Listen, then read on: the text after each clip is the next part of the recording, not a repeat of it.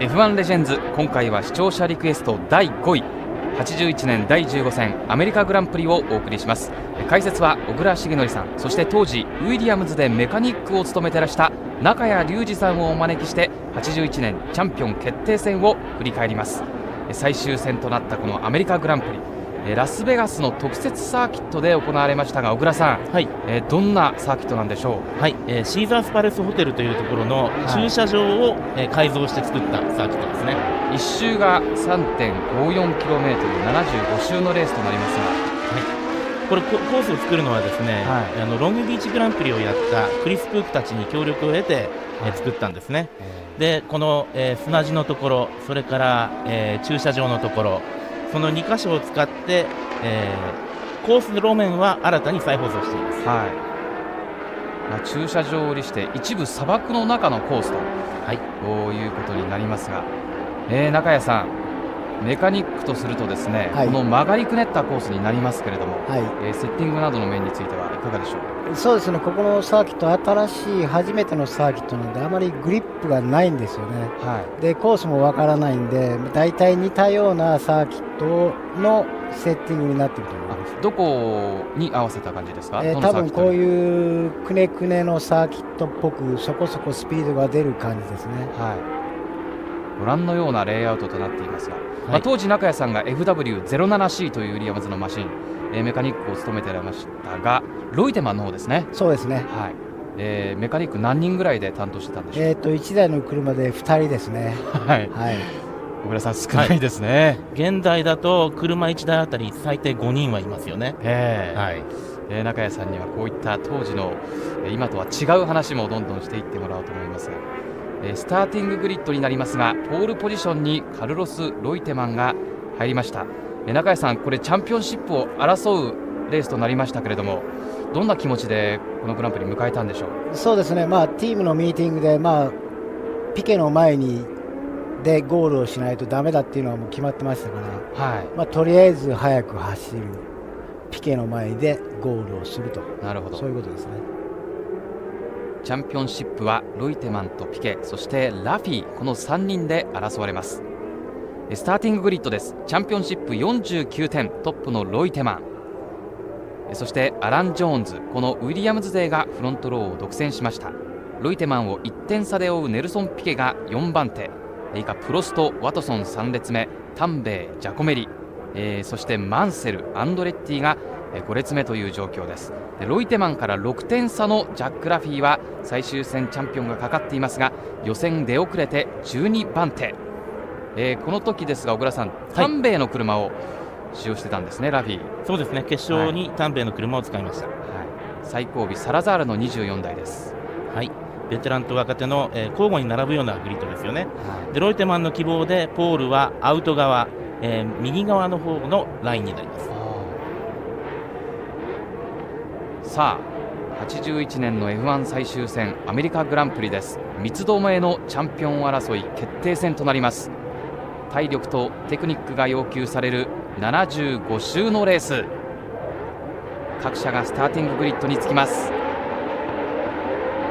81年最終戦アメリカグランプリのスタート、ポールスタートのロイテマン遅れます。そして上がってきたのが赤いフェラーリ、ジル・ビルヌーブ2番手です。さらにはロイテマンと横についた黄色いマシンがアラン・プロストです。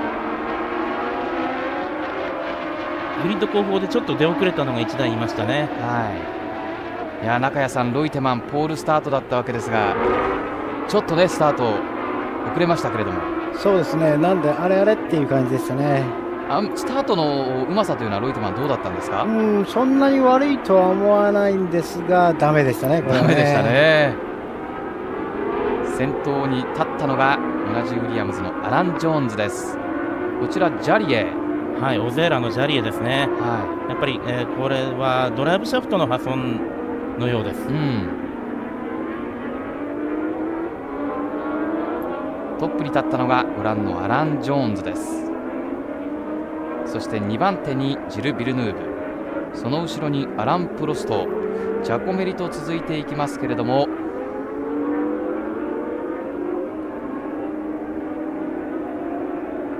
ごご覧のオーダーです。ロイテマンはですからそのジャコメリの後ろですかね今。はい、そうですね。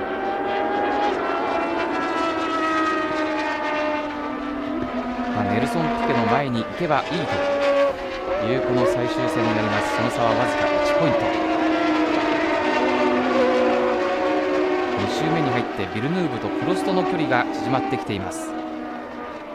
プロストは小倉さん、はい、前回のカナダグランプリこの第14戦になりますけれども、そこでマンセルと接触してチャンピオン争いからは、脱落という展開になりましたね。そうでしたね。でも元からちょっと分が悪いところではあったんですが、ここでまず振りにかけられてしまいましたね。ロイテマンは現在5番手、予選3番手のピケが8位と遅れました。さらにロイテマン、ワトソンにも抜かれて現在6位という状況です。これ決勝レースの時、中谷さん、ロイテマンのマシンの状況などはどういう状況だったんでしょうか。私がピットにいる時ではほとんどわからないんですよね、ラップタイムと車を見て順位を確認するぐらいしかわからないですから、当時無線がないんでわからないんですよね。わからなかった、こちらは2番手争い、ジル・ビルヌーブとアラン・プロストになります。はい、ちょっとビルヌーブに蓋を全部されちゃってる感じですね。で後ろから、アルファロメオのジャコメリが、もう追いついてきちゃってます。どうしてもやっぱりビルヌーブフェラーリの 126CK というのがやっぱりハンドリングがあまりいい車じゃなかったんですね。なんとかよくしのいでるというところだと思いますね。そうですか。トップのジョーンズからこのビルヌーブ、プロスト、ジャコメリやや離されかかっています。3周目です。すでに2位をもう5秒以上引き離すという状況になっています。トップのアラン・ジョーンズ、今シーズン81年シーズンは開幕戦で勝利を収めましたが、さあプロストとジル・ビルヌーブ、プロストが前に出ています。多分プロストはですねミシュランのソフトコンパウンドを、履いてますので、まず基本的に有利ですよね。それからやはりここは車のハンドリング性能の差っていうのが出てきてますね。こちらはエリオデ・アンジェリス、ロータスのマシンです。ラジエータートラブルですね。3位争いは今度はビルヌーブとジャコメリとなります。ジャコメリは79年から、アルファロメオ3年目のシーズンになりますが、そうですね、アルファロメオとずっと、やってきてるわけですけども、車の性能というのがやはりあまり高くないので、それに足を引っ張られてますよね。このシーズンはやや不振というか、不調でしたね、アルファロメオ。ひどかったですね。ひどかったですか。一方こちらジル・ビルヌーブ、カナダの英雄と呼ばれています。中谷さんはこのジル・ビルヌーブ、どんな印象のドライバーでしょう。そうですね、やっぱり速いですね。こちらパトリック・タンベイですね。フロント部分が破損して足がむき出しになってしまっています。そうですね、これタンベイ足首痛めちゃってますね、左。ただこれ後に分かったんですが打撲で済んだそうなんです。あんな大きい事故だったんです。ただタンベイにとってはこれがタルボリジェダの最後のレースなんですね。そうですね、木曜日にチームが、来年はエディ・チーバーを獲得してラフィーとの通過体制でいきますというのを発表してしまっていたんです。でタンベイは翌年からフェラーリターボ、そうですね、序盤は仕事がなかったんですけど、シーズン途中からフェラーリに移ることになりますが、ただ今ケンケンをしてですね足痛そうにしていましたけども、当時中谷さんドライバー足を怪我することと非常に多かったと思うんですけども。そうですね、当時まだレギュレーションでクラッシュテストっていうのがなかったですから、やはりその点で安全面では相当今と違いますね。そうですね、ドライバーの足もフロントアクセルよりも前に行ってたし、しかもモノコック自体のやっぱりその衝突安全性っていうのもまだあんな風に壊れちゃうわけですもんね。そうですね。ただフランス車って比較的余計モノコックの作りとか荒かったですよね。イギリスのいい勝負のチームはありましたかね。そうですね、そうですか。ただ FW07C はこのノーズセクションの部分がモノコックだいぶ丈夫になったんですよね。そうですね、クラッシュテストなどもあったんですか、当時は。当時はなかったですね。なかったんですか。ですからもうノーズセクションを丈夫にしましょうって言っても、それはフロントのサスペンションの取り付け部分ががっちり固まるかっていうことだけですもんね。そうですね、はい、あまりねクラッシュして足がむき出しになるというのは今の F1 では考えられませんからね。こういう事故があってからこういうことをしなきゃいけないっていうことが分かってきたわけですね。そうですね。で特に翌年2つ大きい事故がありましたんで、はい、こちらトップ、フロントローからのスタート、トップを守っているジョーンズ、そして単独2位にルノーのプロストです。3位争いは依然フェラーリのジル・ビルヌーブ、そしてジャコメリ、後ろから来ているブルーのマシンがラフィーです。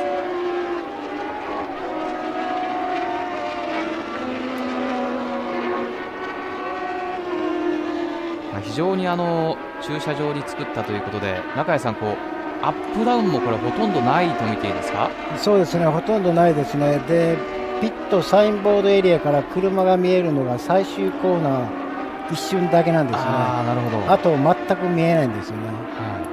でカルロスの車は AJ と比べてヘルメットの後ろのロールフップが大きいんですよね。身長がカルロス高いんで、その分高くしてあります。AJ というのが、アラン・ジョーンズ。そうですね。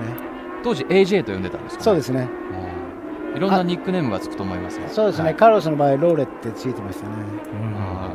ロイテマンはローレ、はい、アラン・ジョーンズは AJ。 そうですね。さあ、3位争いはラフィー、それから後ろのマクラーレン、ワトソンも追いつきつつあります。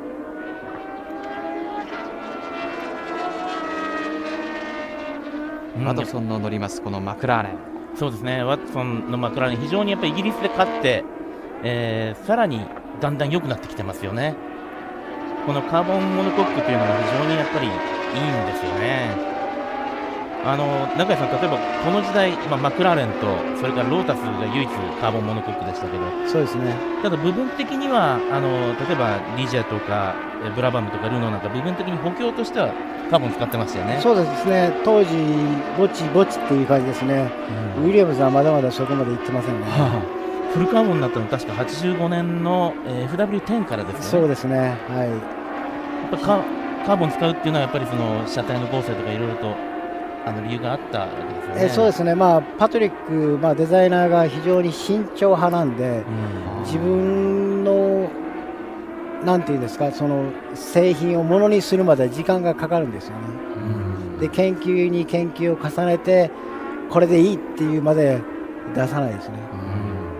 カーボンはどうなんでしょう、値段的にもやっぱり高いものだったんですか、当時。そうですね、マクラーレンとか非常に高いものを使ってましたよね。ただアルミハニカムモノコックだとやっぱりもうこの時代ものすごいダウンフォースを得たりしてたんで、不具合とかあったわけですよね、実際。そうですね、今までその何レースかしてるとやはりセッティングを変えてもあれ前このセッティングでこうしたらこうなったのに今度ならないぞっていうことになってきたんですよね。じゃあどこがおかしいんだということで結局じゃあモノコックが悪くなってんじゃないかなということで新しいモノコックにするともう元に戻ってるっていう感じでね。やっぱりだから金属を接着剤でつけた構造のものっていうのもそうですね、やはりいろいろ疲労してきますから、その辺最初分かんなくてあれっていうことでやはり軽くて強いモノコックっていうことになっていくんでしょうね。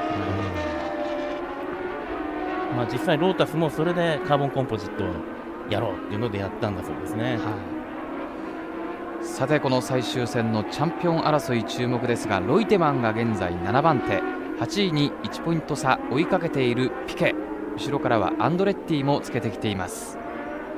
現状況でのチャンピオンシップポイントはロイテマンが49点、ピケ48点、それからラフィーが43点ということで、この3人にワールドチャンピオンの可能性が残されています。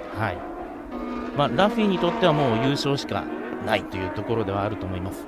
ただ、ロイテマンそれからピケに関してはロイテマンは必ずピケの前でいること。そうですね、ただ2人ともノーポイントだったらこの場合はもうもちろんロイテマンですよね。ただこれロイテマンのマシンスタート前、はい、ちょっとこう思わしくないよという声が実はあったというふうに聞いていますが、はい、中谷さん、それはどんなことだったんですか？そうですね、グリッドについてからああだこうだって言い出しまして、スターティンググリッドについてから、そうですね、はい、で調べたんですが、まあ、見た感じおかしいところはないと、まあ、走りなさいと、まあ、グリッドの上ですから、ね、ほとんどできないですから。確か、まあ、資料によると右がアンダーステア、左がオーバーステアだったとかっていうことも訴えたり、そうですね、まあ、ハンドリングプロブレムですね、はい、チャンピオンシップポイントかかってたわけですけども、はい、ロイテマンのこのスタート前の雰囲気というのはどうだったんですか？いつもとそんなに変わらないですね、非常に無口ですし、喋らないですから、ね、普段から、はい、で顔の表情もあんまり変えない人ですから、普段の性格としてはどうだったんですか？非常に神経質で、まあ、頭のいい人ですね、記憶力抜群です。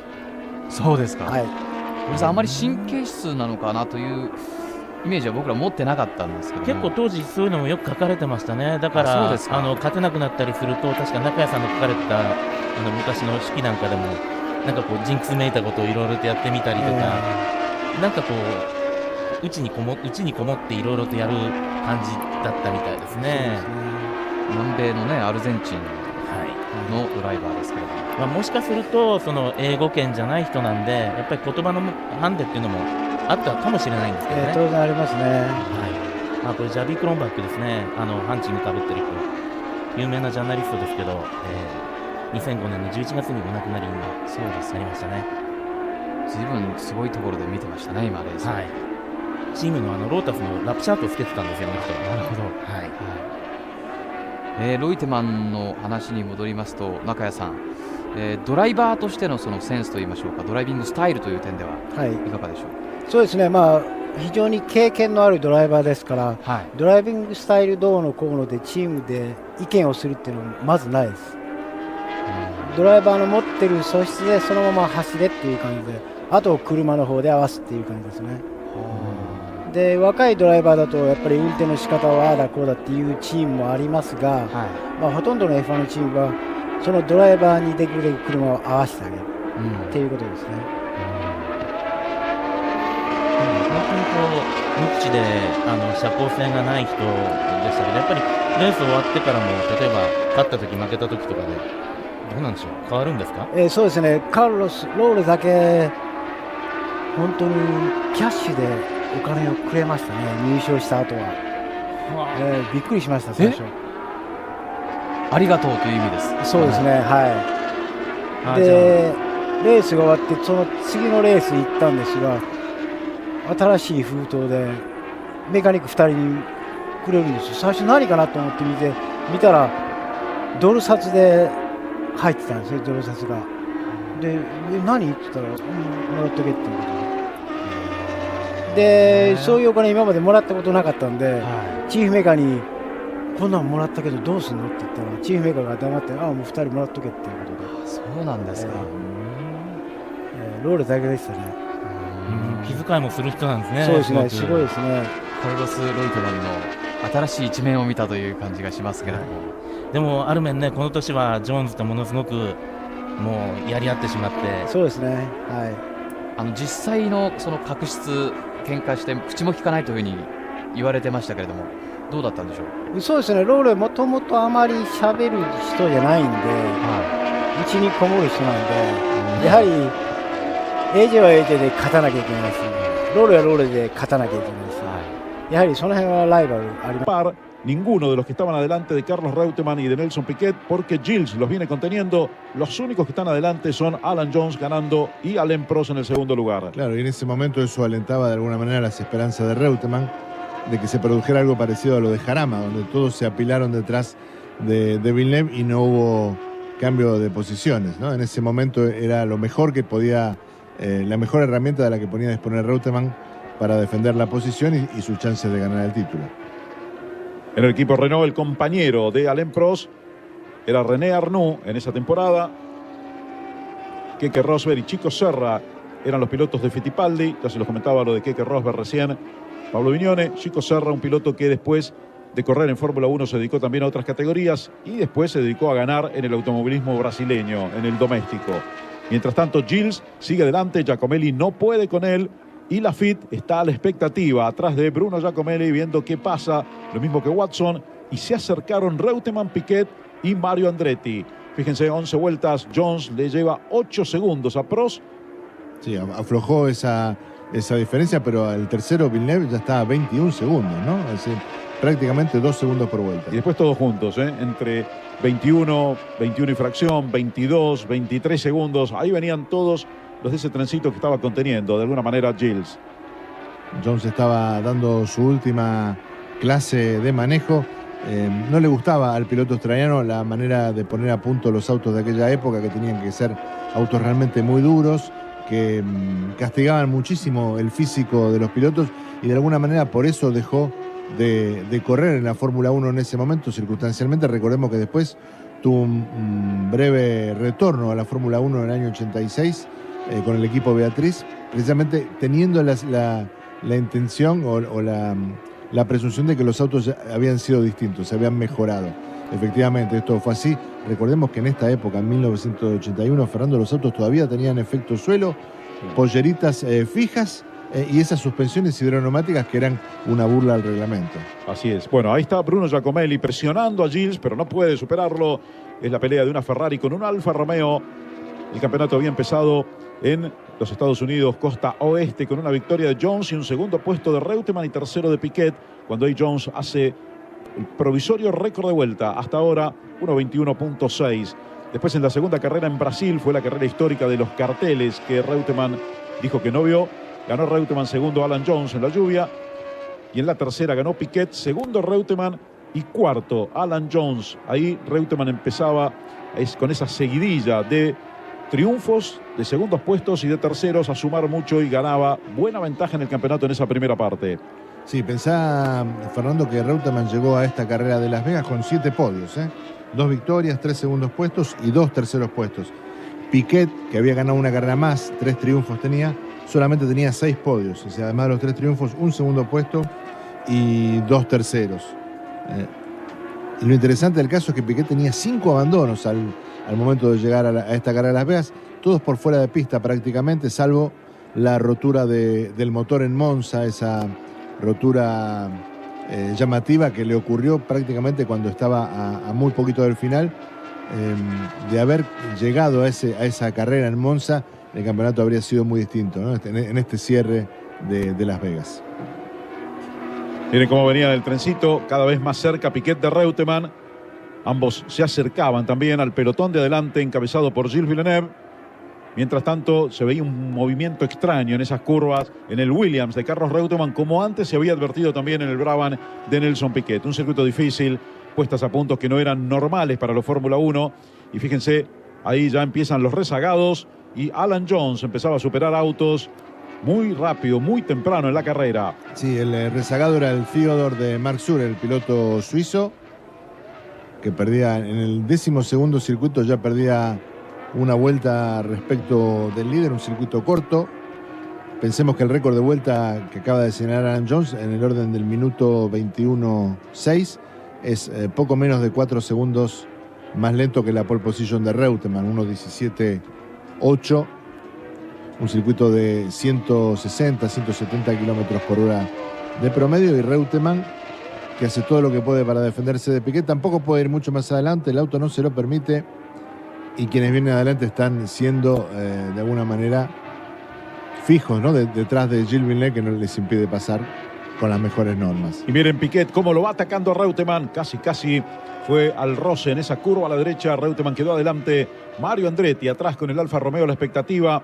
Piquet lo ataca a Reutemann porque sabe que si lo supera tiene chances para ganar el campeonato. Y Reutemann, que viene con ese auto con el que no podía dominar prácticamente, por esos problemas también en la caja que se manifestaron desde el comienzo y que le hicieron perder la pole inmediatamente, ni bien se apagaron las luces del semáforo. Sí, prácticamente que no tuvo defensa. Williams había sido campeón en 1980, pero Brabham nunca había ganado el título desde que Bernie Ecclestone se había hecho cargo del equipo en 1971, o sea, en toda la década anterior. Hay que recordar que Williams en el 79 con Clay Regazzoni había ganado su primera carrera de Fórmula 1. Luego vinieron los éxitos en el 80 con Alan Jones y la temporada 81 también fue dominada prácticamente por el equipo que ganó la Copa de Constructores con amplitud. El campeonato era otra historia. Ahí lo estaban peleando entre Reutemann y Piquet y Laffite, que estaba un poco más adelante, que también quería descontar. Laffite tenía una desventaja de 6 puntos con Carlos Reutemann, pero también podía ser campeón según los resultados. Y ahí, fíjense cómo Reutemann viene de alguna manera reteniendo a Piquet y a Mario Andretti. Andretti a la expectativa, mientras su compañero Giacomelli está delante de Jack Laffite y de John Watson. Claro, para Laffite el panorama tenía que ver con ganar la carrera y ver qué pasaba después, ¿no? Pero dada la ventaja enorme que había sacado Jones en la vanguardia, ahí se le complicaba bastante, ¿no? Pensar ya a esta altura del partido en pelea por el título. Y ahí sigue la presión de Nelson Piquet sobre Carlos Reutemann, que aguanta como puede con ese auto. Fíjense cómo se mueve de trompa en la salida de esa curva a la izquierda también. El puesto de conducción era muy avanzado, como lo pueden ver, y otros autos como el Renault lo tenían más avanzado todavía por los motores, ¿no? Por el tamaño de los motores. Los motores turbo de Ferrari, de Renault y el Hart que equipaba Toleman también tenían otra especie de configuración en el auto con distinta distribución de pesos, algo muy importante en aquella época que comparado con la tecnología actual era muy primario todo, ¿no? Absolutamente. En aquella época, como vemos, todos los autos tenían esos largos pontones con efecto Venturi. Y ahí va Piquet, corta la curva y lo supera a Reutemann, que no podía hacer nada en ese momento. Queda Mario Andretti atrás de Carlos Reutemann, Piquet atrás ahora de John Watson, tratando de establecer diferencias. Nelson Piquet, que con este sobrepaso veía madurar un poco el título, y ahí también iba Mario Andretti. Sí, todos los veían vulnerable a Reutemann. Claro, no se podía defender. Mario Andretti lo superó enseguida con el Alfa Romeo después que Piquet lo hizo. Sí, cuando mostraban de cerca el auto de Piquet, hay un problema con una Ferrari ahí, ¿eh?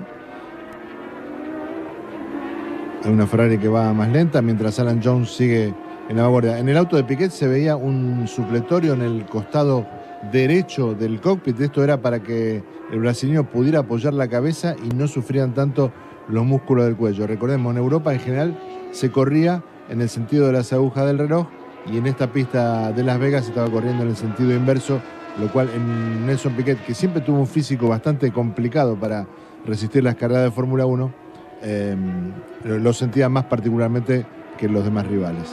Bien, los pilotos de Ferrari, Gilles Villeneuve y Didier Pironi, los hombres que han tenido e iban a tener después una gran batalla entre ellos en la temporada siguiente a esta que estamos viendo. Estamos en Las Vegas en el año 81, 17 de octubre, la definición del título entre Carlos Reutemann, Nelson Piquet y Jack Laffite en esa última carrera. Viene Gilles delante de Bruno Giacomelli. Estos son tercero, cuarto, quinto está Laffite, sexto Watson, séptimo venía Piquet. Piquet tenía que entrar en los puntos para poder descontarle esa unidad detrás que llegaba en el campeonato a Carlos Reutemann. En este momento, a pesar de que Piquet estaba delante de Reutemann, Reutemann todavía era campeón. Efectivamente, pero ya no dependía de él, ¿no? Porque no podía controlar los arrestos de Piquet, y en la medida que el brasileño pudiera entrar en la zona de puntos, se acercaba a ese título del mundo. Fíjate que en una vuelta a Fernando le sacaron prácticamente ya un par de segundos a Reutemann, que no aparece en el cuadro, aparece ahí un poco más atrás.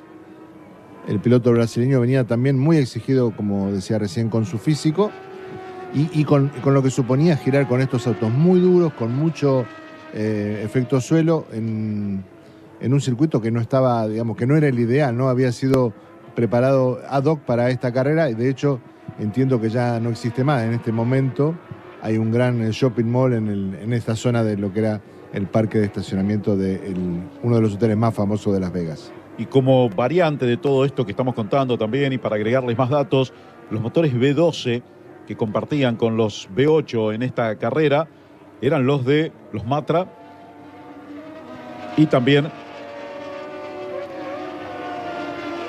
los Alfa Romeo, que estaban funcionando tan bien ahí con Giacomelli y con Mario Andretti. Los Alfa Romeo eran realmente muy potentes. Recordad que Giacomelli había hecho la pole position en Estados Unidos en 1980, es decir, un año antes, cuando la carrera todavía se disputaba en el legendario circuito de Watkins Glen. Nelson Piquet sigue tratando de entrar en los puntos. Recuerden que a esta altura de la carrera ganaba cómodamente Alan Jones, seguido de Alain Prost, a bastante diferencia, pero Prost le llevaba mucha ventaja también a Gilles Villeneuve, que estaba tercero, a Giacomelli cuarto, Lafitte quinto, Watson sexto. Después venían Piquet, Andretti, Reutemann, séptimo, octavo, noveno. Y después venía Mansell en el 10º lugar, precediendo a Patrese y a Rebaque, que estaba en la Fórmula 1, el piloto mexicano. Sí, fíjate cómo Andretti no le pierde pisada a Piquet. Fernando buscando ganar una posición. Reutemann ya desapareció prácticamente de ese cuadro. Ahí lo nombrabas a Héctor Rebaque, trompo del piloto mexicano. Y ahí estaba lento Héctor Rebaque, justamente en el costado de la pista. Miren el trencito que armó Gilles Villeneuve, la remake de Jarama, aunque acá con más autos todavía atrás. Sí, vos, fíjate la altura del alerón delantero, ¿no? Tenía que trabajar con esa altura bastante desproporcionada para tratar de conseguir un poco de agarre en el tren delantero, ¿no? Ese chasis Ferrari, el último que diseñó Mauro Forghieri para el equipo italiano, realmente era muy flojo y solamente en circuitos de este estilo podía ganar, como había hecho Villeneuve en España y en Montecarlo. Una pista armada increíblemente en la playa de estacionamiento, como dijimos, del hotel César Palace. Una pista que, sí, bueno, allí se definía, también parece mentira, definir un campeonato en esas condiciones, ¿no? Un campeonato que tenía grandes pistas en el año. Sí, sin césped, ¿no? Nada completamente hecha para la ocasión, con mucha suciedad. Bueno, era la intención de Bernie Eccleston de encontrarle una solución al Gran Premio de los Estados Unidos. Watkins Glen era el circuito tradicional, pero a Eccleston no le gustaba, estaba muy alejado de todos los centros urbanos y quería realmente montar el gran negocio en Estados Unidos. Probaba con Las Vegas, que le iba a dar muy poquito resultado. Así es. Bueno, y estaba también el Gran Premio de la Costa Oeste en Long Beach, que es un circuito cercano a Los Ángeles, en el sur, pero de cualquier manera nada lo convencía a Bernie en esa época, y terminaba en esta playa de estacionamiento definiendo un campeonato, lo que cualquiera podría considerar poco serio, sí, ¿no? Aunque, bueno, la intención era hacer crecer a la Fórmula 1 dentro de aquel país. Exactamente, siempre la idea era que Estados Unidos pudiera tener 2 o 3 carreras por año. Y recordá, después Las Vegas duró 2 años nada más, después vinieron experimentos como Detroit, como Dallas, como Phoenix, ¿no? Ninguno realmente terminó quedando en el corazón de la Fórmula 1. Todos fueron en calles de la ciudad, ¿no? Sí. Fueron todos callejeros, porque la intención ya en aquella época era acercar la Fórmula 1 al público, cosa que no se podía hacer en otras ciudades. Recordamos que el sueño de Bernie siempre era llevarla a Londres o a París. Efectivamente. Cosa que, bueno, nunca pudo ser porque evidentemente no se pueden acceder y cortar y complicar las calles y a la gente de esas ciudades. Bueno, todavía hoy se sigue soñando con un gran premio en Las Vegas, ¿no? 37 años después de esta carrera, los organizadores, ya no es más Bernie Eccleston, pero piensan en tener 1 o 2 grandes premios más en los Estados Unidos. Sí, hablan también de Miami, sí, cosa que está complicada, pero de cualquier manera la quieren llevar siempre a las ciudades, no a autódromos. Bueno, ahí sigue la carrera. En el tercer lugar se mantiene Gilles Villeneuve delante de Giacomelli, Lafitte, Watson, Piquet, Andretti, un Reutemann que no aparece casi en la pantalla, y ahí va Lafitte sobre Bruno Giacomelli. Sí, Lafitte empieza a apretar porque entiende que se le están yendo las chances del campeonato del mundo y quiere entregar todo antes de que llegue la bandera a cuadros. Ese era un Toleman Hart, ese era Derek Warwick. Derek Warwick, que después iba a hacer carrera en otros equipos también en la Fórmula 1 y que hoy aparece como comisario deportivo de FIA también en algunas carreras de cada temporada. Exactamente, era su año debut en la Fórmula 1 con el equipo Toleman, que usaba esos motores hard turbo comprimidos que, a diferencia de los Ferrari o los Renault, eran 4 cilindros en línea. Posiciones después de 22 vueltas, John ya le saca 13 segundos de diferencia a Gilles Villeneuve. A Alain Prost, perdón. Gilles Villeneuve aparece tercero a 35 segundos y después todo el resto bien apiñado. Giacomelli, Lafitte y Nelson Piquet, que ya está sumando un punto para el campeonato. Bien, ahí se iba Gilles Villeneuve, un Gilles que ya no podía aguantar, un Gilles Villeneuve que después de cualquier manera iba a terminar desclasificado en la carrera por los comisarios. Ahí está con ese motor Ferrari V6 turbo. Los turbos tenían 1,5 litros contra 3 litros de los motores aspirados Cosworth, que eran mayoría en la Fórmula 1. Sí, la gran ventaja que tenían de potencia se compensaba de alguna manera con el peso de los motores, ¿no? Y los autos que eran en promedio entre 20 y 25 kilos más pesados que los coches que usaban motores Cosworth. Bueno, y ahora se arma otra carrera sin Gilles, que los iba conteniendo. Ahí está el gran piloto canadiense bajándose de esa Ferrari Turbo. Se terminó la carrera para él con 22 vueltas. En la vuelta 23, Jones lidera, Prost segundo, Laffite está tercero, Giacomelli cuarto, Andretti en el quinto lugar, Piquet en el sexto, Watson séptimo, Reutemann en el octavo, y después vienen Mansell y Patrese precediendo a Alboreto. Mansell y Patrese en el noveno y décimo lugar de la carrera. Nos acercamos, Fernando, a cumplir el primer tercio de la competencia. Villeneuve se queda fuera con problemas en la eyección del motor Ferrari Turbo V6. Y Alan Jones sigue cómodamente liderando con un auto muy duro. En general, Jones usaba espirales de suspensión un poco más blando que lo de Reutemann, ¿no? Para tratar de compensar un poquito esas dificultades que sentía. A Reutemann le gustaba así el auto más duro. Bien, ahí asomaba por atrás también. Veíamos a Didier Pironi y miren la lucha ahí entre los Alfa Romeo. Andretti por adentro. Andretti y Bruno Giacomelli, que están adelante de Nelson Piquet. Un Giacomelli que tuvo una carrera brava, interesante. Ahí la pelea con su compañero Mario Andretti. Andretti es otro piloto de pisar el acelerador a fondo. Y Piquet que quiere aprovechar, pero no se mete porque si no iba al toque. Y si se tocaba, perdía el campeonato. Piquet tenía que terminar la carrera para sumar ese punto extra que le diera el campeonato sobre Carlos Reutemann. Sí, el equipo lo mantenía bien señalizado respecto de la posición de Reutemann. Y lo que hacía Piquet era sobre todo tratar de administrar su fortaleza física, ¿no? Le quedaba 50 vueltas de un circuito realmente torturante. Así es, y como habías explicado al comienzo, Pablo, no estaba en buenas condiciones físicas justamente Nelson Piquet para afrontar una carrera dura con este calor de este desierto en Las Vegas, ¿no? Prácticamente desierto. Ustedes ven el circuito, como decíamos antes, ni un verdecito hay al costado de la pista. Y ni un árbol, nada de sombra, nada. Bueno, fíjense que ahí Giacomelli y Andretti estaban a la misma diferencia, es decir, cuarto y quinto, pero cuando pasaron la línea estaban juntos los dos autos hasta en la milésima, estaban empatados en el final de esa vuelta. Efectivamente, y Piquet, estando sexto, sumaba un punto, igualaba a Reutemann en la vanguardia del campeonato, 49 unidades, pero lo vencía por mayor cantidad de triunfos, 3 contra 2. Es decir, en esta circunstancia, Piquet ya se consagraba campeón del mundo. Había cambiado sustancialmente la historia del campeonato en esta carrera de Las Vegas. Un campeonato que tuvo muchas aristas. Ahí lo vemos a Laffite despegado de Giacomelli, Andretti, Piquet a la expectativa. Piquet mira por los espejos y no tiene a nadie cerca, por eso podía ir regulando también su carrera. Con esto, como decías Pablo, ya le alcanzaba. Y después todavía faltaba mucho, ¿no? Muchas cosas podían pasar hasta el final de este Gran Premio en Las Vegas. Jones sigue adelante. Recordemos que después de aquel incidente de los carteles con Reutemann en el Gran Premio de Brasil, en la segunda carrera del campeonato habían tenido una relación bastante distante con el piloto argentino. No al nivel de Senna y Prost, se mantenían cierto diálogo para charlas de puesto a punto con los ingenieros, pero en general el piloto australiano mantenía una distancia sobre el argentino, nunca habían sido amigos.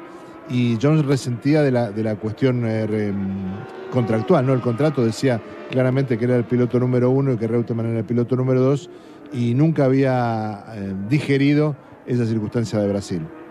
Bien, miren cómo trabajaban los equipos, ¿no? Nada que ver, no hablemos de boxes. No, 4, 5, 6 mecánicos, ¿no? Parados arriba de las gomas para ver un poquito más en ese llano de la pista, en la playa de estacionamiento del Hotel Caesars Palace. Sí, este es el equipo Brown. Sí, Sí. fíjate que ahí está Rebaque, está apoyado contra el paredón, Rebaque ya había abandonado. Las imágenes son increíbles, Sí, Pablo, sí. ¿no? Es decir, es otra Fórmula 1. Este es Gordon Murray, el que está de espalda, ¿no? Sí. El director técnico. Sí, delgado y alto, Gordon Sí, Murray, sí. que diseñó aquel famoso Brabham BT44, bueno, que ha quedado en la historia, y sobre todo para los fans de Carlos Alberto Reutemann. Mucho público había en la playa de estacionamiento, la gente que iba a los casinos, que también iba a ver qué era esto de la Fórmula 1, Sí, ¿no? sí, creo que había una promoción que con la entrada al casino y lo que gastabas te daban la entrada gratis para la carrera, ¿no? Que esto era realmente de lo que se trataba, otro abandono. Los baños al casino. Claro, acá no. Y seguramente los baños estaban al fondo de la sala de juego, ¿no? Tendrías que atravesar toda la sala para poder aliviarte. Bueno, por eso decía, otra historia de la Fórmula 1. Esto parece de la época de las cavernas, ¿no? Para los chicos jóvenes, que también es bueno saber qué hubo antes, porque así como había grandes escenarios, había algunos paupérrimos, como este también. Lo que era la Fórmula 1 de ese momento, ¿no? No era obligatorio cambiar los neumáticos. No había cámaras a bordo. Se podía hacer carga de combustible si querían. Sí. No había comunicaciones radiales. No. Prácticamente el equipo mantenía a los pilotos informados vía carteles, como lo vemos ahí. Una Fórmula 1 muy, muy distinta. Pero también había mucha más riqueza técnica, por lo menos muchas más variantes. Muchas variantes. Lo que decíamos antes, ¿no? En las 14 carreras anteriores había habido 7 ganadores distintos de marcas distintas, de 4 o 5 marcas distintas. Sí, y también viendo los autos, uno se daba cuenta que cada uno diseñaba sin tanto recurso técnico y electrónico y digital como hay ahora. Ahora salen muy parecidos los autos. Sí. Si pintamos todos los autos de negro, en esa época reconocemos cuál es cada uno. Hoy no lo reconocemos. Tranquilamente. Y además había una batalla técnica crucial que era los motores turbocomprimidos contra los motores normalmente aspirados, ¿no? Ferrari y Renault de un lado y los equipos ingleses del otro, ¿no? Y tenía eso una riqueza muy, muy impactante. Bueno, ahí estaba parado ya Andrea De Cesaris, el piloto récord de abandonos, ¿no? En la Fórmula 1, un De Cesaris, bueno, más allá de que nunca pudo ganar una carrera, casi siempre terminaba fuera de competencia mucho antes del final. Y ahí está, Andrea De Cesaris terminando mucho antes de la mitad de carrera, también en este Gran Premio de Las Vegas de 1981, un piloto italiano que pasó por la categoría por sus contactos. También tenía cierto talento, pero no era un gran piloto, evidentemente. Básicamente tenía un fortísimo contacto con la tabacalera internacional, ¿no? Eso le aseguró un lugar en el equipo de Fórmula 2 de Ron Dennis, cuando Ron Dennis todavía no estaba en Fórmula 1 con McLaren, y a partir de ahí llegó, ¿no? Y precisamente 1981 es el primer año de McLaren bajo la tutela del manager inglés.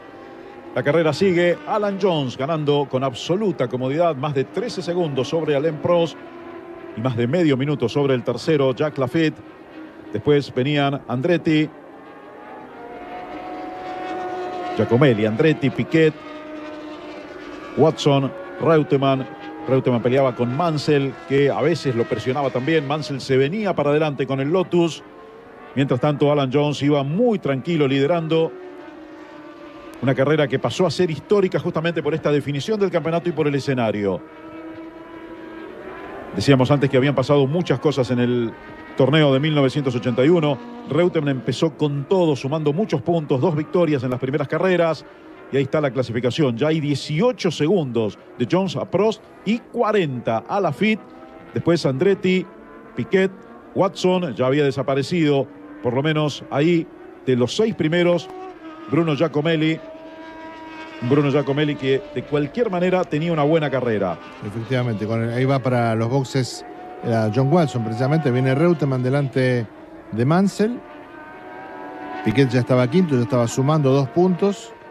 Ahí ya se imponía por 1 punto sobre Reutemann. Y ahí Reutemann pasaba al 6º lugar, ¿no? En eso, justo atrás de Nelson Piquet, pero lo tenía que superar a Piquet si quería ser campeón. Sí, fíjate, un cambio de neumáticos para el piloto irlandés que había ganado el Gran Premio de Gran Bretaña en esta temporada 81. Sí, tardaban un año en cambiar las gomas, ¿no? Sí, fíjate que hay un mecánico por rueda, ¿no? Básicamente. El auto se mueve arriba de esos cricket. Sí, que no eran neumáticos, eran cricket neumáticos, eso me refería.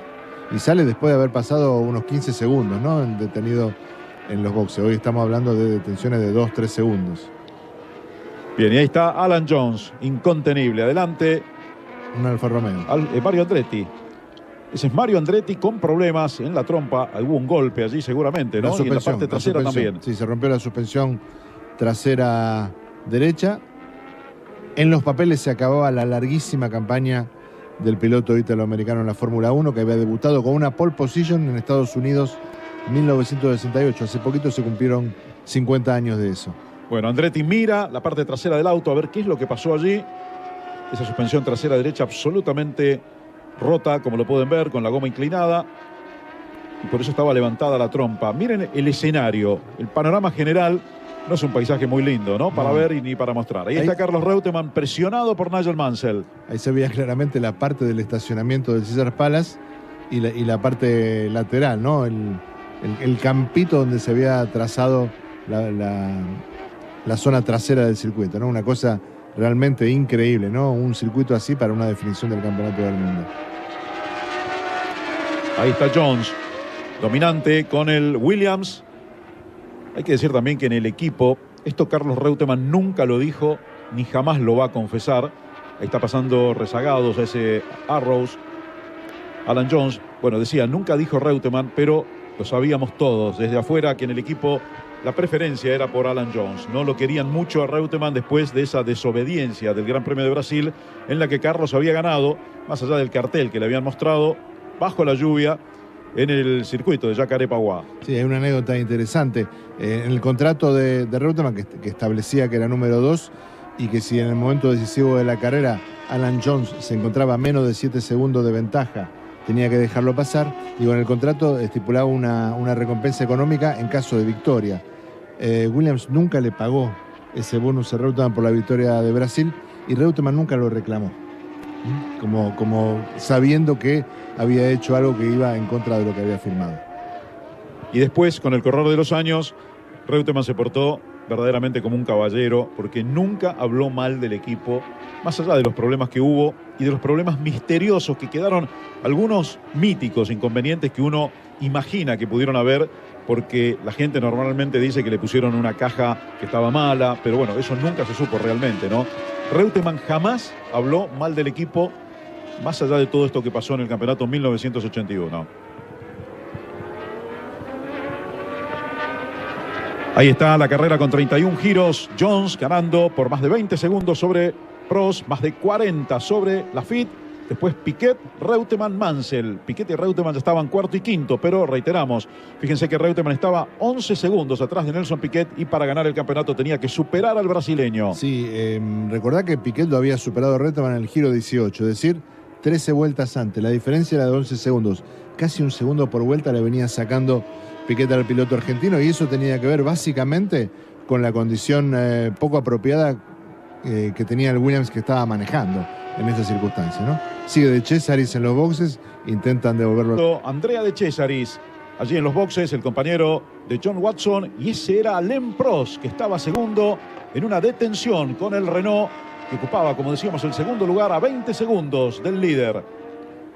Había parado el francés para el cambio de neumáticos, un cambio que no era obligatorio, tenía que ver con las condiciones del circuito, con el desgaste. Los Michelin en aquel momento eran más blandos que los Goodyear y por lo tanto en estas condiciones se desgastaban más. Quedaba Pablo en el sexto lugar. Prost lo habían pasado Laffite, Piquet, Mansell y Reutemann. También Reutemann estaba quinto, pero Piquet estaba tercero a esa altura de la carrera. Miren cómo venía Bruno Giacomelli. Giacomelli tratando de recuperar. En el séptimo lugar había quedado justo atrás de Alain Prost, que había salido recién de los boxes, y Alan Jones, mezclado un poco también entre rezagados, quitándole la vuelta en ese circuito tan tortuoso allí en Las Vegas. Sí, relativamente corto, 3.650 metros. Quien viene detrás de Jones es Derek Warwick. Pensé que Giacomelli en algún momento estuvo ocupando la tercera posición y ahora está a punto de perder el giro con el líder de la carrera, el australiano Jones. Así es, y como decíamos, está en el séptimo lugar de esta competencia, lo que quiere decir que Jones tenía un avance arrollador. De hecho, al tercero ya vieron que le había sacado más de 40 segundos en una pista que no es tan larga, ¿no? Dijimos 3.600 metros apenas. Sí, y también que complicaba mucho la salud mecánica de los autos. Pensá que largaron 24 coches y a esta altura de la carrera, que todavía no llegamos a la mitad, tenemos casi una decena de autos fuera de combate, no fuera de la carrera. Así es, quedan 15, hay 9 afuera a este momento del Gran Premio en Las Vegas. Algo que era usual también en aquellas épocas, ¿no? Donde había muchos abandonos. Estamos recordando carreras históricas como esta, el Gran Premio de Las Vegas en el 81, que definió el título mundial de esa temporada. Alan Jones ganando contundentemente con ese Williams, una escudería que estaba en sus primeros años de éxitos. Iban a ser muchos más los que venían. Después iba a haber una decadencia también en el equipo de Frank Williams, pero eso era historia para mucho más adelante. Sí, claro, a partir del nuevo siglo, ¿no? En mitad de la primera década del nuevo siglo, sigue Reutemann evolucionando como podía en las curvas de este circuito de Las Vegas. Después de 33 giros, vemos que la diferencia entre Piquet y Reutemann ya es de 14 segundos. En el medio está Nigel Mansell, que lo pasó al argentino y le sacó 3 segundos de ventaja en los últimos 2 giros. Alain Prost está 3 segundos por detrás del piloto de Santa Fe. Era difícil para Reutemann resistir el ataque de los rivales, con una caja de cambios que no funcionaba como él quería, obviamente, y con una puesta a punto del auto que tampoco era la que él quería. Recuerden, ya les comentamos que había tenido que cambiar su auto titular al muleto por un golpe cuando ya tenía la pole desde el día jueves. Exactamente. Fíjate que Lafitte, que tenía que ganar esta carrera para intentar ser campeón del mundo, está segundo, o sea, estaba haciendo todo lo que podía con ese Ligier Matra, y Nelson Piquet, que tenía que terminar delante de Reutemann, también lo estaba consiguiendo, le estaba yendo mejor. El único que no podía hacer lo que sus sueños le dictaban era precisamente el piloto argentino, que había arrancado muy bien este fin de semana y todo se había vuelto una pesadilla. En un momento, allá por las vueltas, entre las vueltas 18 y 22, había caído al 9º lugar Reutemann, y ahí sufría también el ataque de Alain Prost con ese Renault Turbo, que era un auto que funcionaba muy bien, ya lo había mostrado Prost desde el comienzo de la carrera, y ahí lo estaba atacando a Reutemann. Sí, una buena parte de la ventaja de Prost en la última parte del campeonato tenía que ver con el uso de los neumáticos Michelin, que hacía gomas especiales para Renault, ¿no? Bueno, ahí no lo podía contener Reutemann. Prost lo pasaba limpiamente. Reutemann también hizo una carrera muy limpia. Hubo muchísimos comentarios entre la gente en Argentina que por qué Reutemann no lo golpeó a Piquet cuando lo pasó, y todos sabemos, quienes lo conocemos a Carlos Reutemann, que jamás hubiera ganado de esa forma, en esas condiciones. Reutemann era un sportsman, un hombre deportivo, limpio. Si iba bien, y si iba mal, aceptaba también. Sí, creo que nunca se le ocurrió, se le pasó por la cabeza ni siquiera la posibilidad. No es que la descartó, me parece que nunca se le ocurrió. Bueno, ahí está la diferencia que le habían sacado. Fíjense ustedes cómo viene Alan Jones. Bruno Giacomelli, que está adelante, como decíamos antes, a punto de perder la vuelta. Sí, pero fíjate que hay dos giros que viene detrás Jones de Giacomelli y no le puede terminar de descontar, ¿no? La sensación es que el australiano a esta altura ya viene regulando un poco la diferencia. Ten en cuenta que paró Prost, dejó ese segundo lugar y Lafitte venía casi 40 segundos detrás. Y ahí va Prost sobre Mansell con el Lotus negro. Mira la diferencia, impresionante cómo viene con ese auto, con ese Renault Turbo que funcionaba muy bien, como ya lo dijimos. Alain Prost ganando posiciones. Sí, pero a esta altura de la carrera, Fernando, la diferencia son los neumáticos, ¿no? Frescos, en circunstancias bastante complicadas, calor en el desierto de Nevada. Y, insisto, el proveedor francés, que en aquel momento trabajaba en forma muy estrecha con el equipo de la Regie. Bueno, en definitiva, la estrategia de Renault con Prost estaba funcionando. Cambiar los neumáticos, está retomando, recuperando posiciones perdidas, y con neumáticos para la segunda parte mucho mejores que los que equipan a los otros pilotos que tiene allí adelante. Prost estaba, ya había superado a Mansell, como decíamos, y ahora lo tenía a Nelson Piquet. Claro, tendría que estar cuarto, ¿no? En la posición detrás de Jones, de Lafitte y de Nelson Piquet.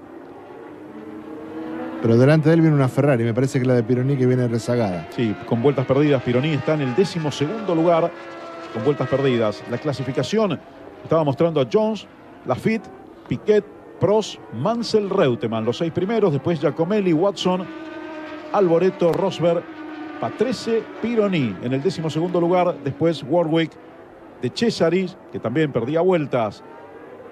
Increíble lo que pasó ese 81 en Ferrari, ¿no? Porque con un auto que realmente no rendía mucho, Gilles Villeneuve se las ingenió para ganar 2 carreras, y en cambio Didier Pironi no le podía sacar jugo en absoluto.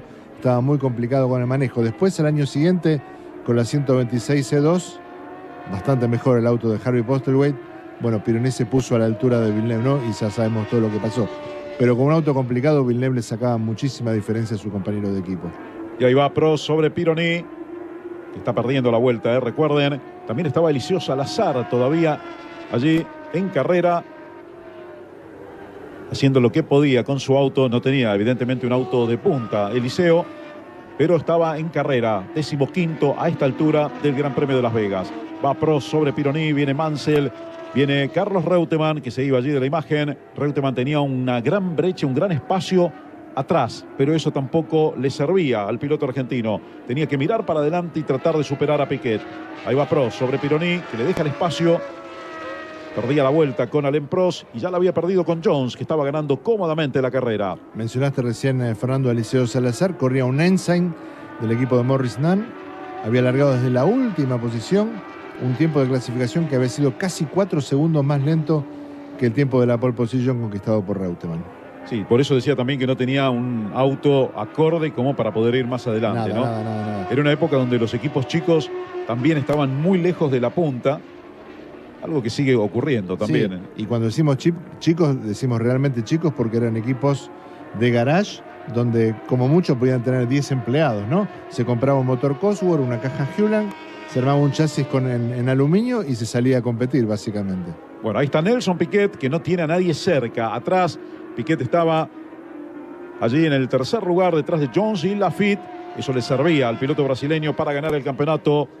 Todavía tenía que llegar en la carrera. Aquí a esta altura me da la impresión que la única esperanza que le quedaba a Carlos Reutemann era que Piquet tuviera un problema mecánico. Sí, creo que a esta altura de la carrera el principal rival de Piquet era el mismo, ¿no? Su condición física y su forma de tratar de llegar hasta el final.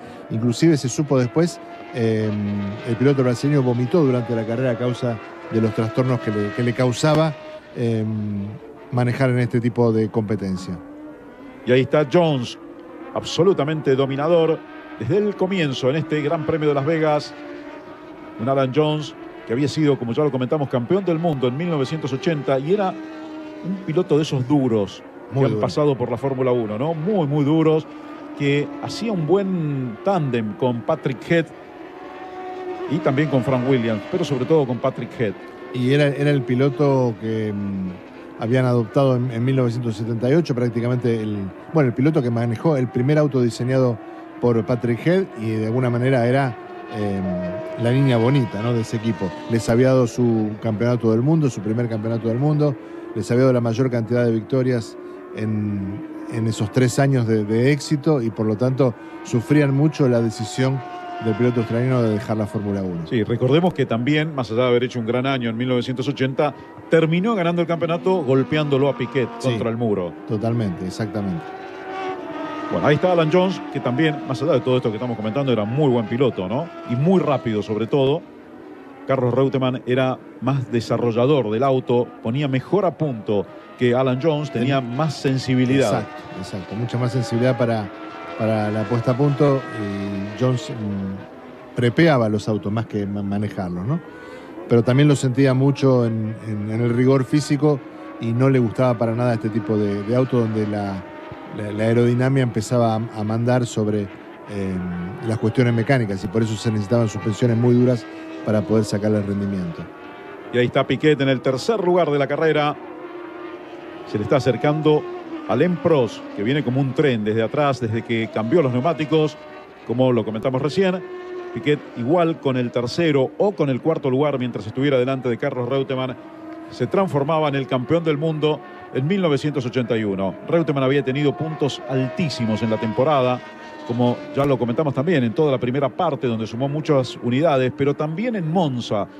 En la lluvia, en Monza, tuvo que batallar sin los spoilers delanteros, había hecho la clasificación y para meterse lo más adelante posible, un circuito dominado por los autos turbo de Renault, consiguió meterse en la primera fila entre los dos Renault al quitarle todas las alas delanteras y hacer plana prácticamente el ala trasera. Se arriesgó Reutemann, le fue bien en la quali, pero después en el día de la carrera lloviznó y sin ala, sin una carga aerodinámica, se complicó. Efectivamente, terminó haciendo el récord de vuelta de esa carrera por encima de los tiempos de los autos turbocomprimidos.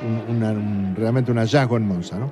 Bueno, ahí estaban Jones, Lafitte, Piquet, Prost, Mansell, Reutemann. Reutemann estaba a 1 minuto 11 segundos de la punta, es decir, a 71 segundos de Alan Jones en 39 vueltas. Casi 2 segundos por vuelta. Impresionante lo que perdía en relación con su compañero. Sí, Jones se acercaba para descontarle un circuito. Ahí estaba Jones dominando sobre Lafitte. Laffite tenía la esperanza de que Jones tuviera también un problema para poder ganar la carrera, pero también se tenía que quedar Piquet, ¿no? Para que no sume ni Reutemann ni Piquet. Tenían que sumar mucho para que Laffite ganando pueda ser el campeón. Era el que menos posibilidades tenía. Tenían que darse un montón de resultados.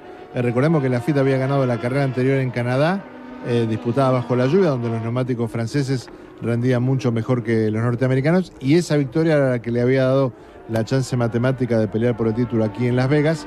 Era más matemático que técnico, bueno, que efectiva esa chance de conquistar el título. Y recordando un poco lo que había pasado en la temporada también, hablamos ya del Gran Premio de Alemania, ¿no? Donde Reutemann rompió el motor, podría haber ganado esa carrera, y no solamente que no la ganó, sino que la ganó Piquet, su rival, que venía detrás, y eso fue determinante también en ese año. Así como el cambio de las gomas, así como el incidente con Mansell en el Gran Premio de Mónaco que tuvo Carlos Reutemann. Sí. Pasaron varias cosas en la temporada. Y hay un elemento más que seguramente te acordás muy bien, Fernando, que fue el toque entre Reutemann y Laffite en la curva Tarzán, en Zandvoort, ¿no? El Gran Premio de Holanda, una carrera que termina ganando Alain Prost, pero que le quita al argentino la posibilidad enorme de sumar puntos cuando Nelson Piquet venía atrás. De hecho, después de esa carrera de Holanda, Piquet captura brevemente la punta del campeonato del mundo, ¿no? Reutemann la reconquista en Italia, la carrera siguiente, sigue adelante Canadá y llega a Las Vegas en la punta del campeonato. Y como contrapartida a lo que estamos diciendo, hay que recordar que en Italia también explotó el motor de Nelson Piquet, y eso benefició en esa carrera a Carlos Reutemann, que se había arriesgado, como decíamos, sin los spoilers delanteros. Era muy difícil para él, teniendo un motor que no era turbo, poder pelearle a los Renault. Sin embargo, bueno, se arriesgó y le pudo pelear de alguna manera, y sobre todo en la prueba de clasificación. Ahí lo pasa Prost a Piquet, efectivamente. Conquista una posición. El brasileño, por supuesto, no le pone mucha resistencia porque su carrera no es con el francés, ¿no? Así es. Bueno, ahí está justamente Prost, Piquet, Laffite enmarcados ahí en una lucha. Un Laffite que no se ve allí en estas tomas. De cualquier manera, Alan Jones es el único que no tiene ninguna batalla que dar. Simplemente pasar a los rezagados de la manera más prolija para no comprometer esta victoria prácticamente asegurada del piloto australiano. Sí, hablábamos antes, Fernando, de la cantidad de abandonos que tenía esta carrera, un circuito que castigaba realmente a los coches, pero también es cierto que en aquella Fórmula 1 el control de calidad era muy ínfimo, ¿no? Respecto, por ejemplo, a lo que pasa hoy. Claro, hoy tenemos equipos de 800 personas, ¿no? Y los autos, sobre todo los de punta, son prácticamente a prueba de balas, ¿no? En aquel momento los equipos grandes, como vimos recién a Brabham en los boxes, ¿no? Los equipos grandes tenían 20, 30, como mucho 50 personas, y no había posibilidad de hacer un seguimiento tan específico sobre las piezas como se hace ahora. Entonces, la posibilidad de que los autos abandonaran era mucho más frecuente. Y por eso Laffite podía tener esperanza de que Jones, aún estando en punta, pudiera romper su auto, ¿no? Sí, todo era muy rústico en esa época, ¿no? Hasta las transmisiones de televisión, como pueden ver, prácticamente, miren, una cámara muy elevada que sigue toda la trayectoria, y después algunas cámaras bajas, pero ni por asomo la cantidad de elementos técnicos que hay hoy para mostrar la Fórmula 1. Muy poca gráfica, sin cámaras on board, sin team radios, como se podía. Pero se veía la Fórmula 1 y se la disfrutaba, y los fans de aquella época saben de qué estoy hablando. Ahí está Prost que solamente era superado por Alan Jones, por ese incontenible andar del Williams, de quien era campeón en la temporada anterior en 1980, por eso estaba con el 1 Alan Jones, y en el equipo Renault estaban Alain Prost y René Arnoux. Sí. Recordemos que esta es la segunda temporada completa de Prost en el Campeonato del Mundo. Vemos las posiciones después de 43 vueltas, faltan 32 para el final. Jones le sacó a Laffite 3/4 de minuto, 45 segundos, Prost viene 10, y atrás Piquet, Mansell y Reutemann en las 6 primeras posiciones. Reutemann está muy cerca de perder un giro con su compañero de equipo. Ahí está la imagen con Alan Jones, líder de la carrera.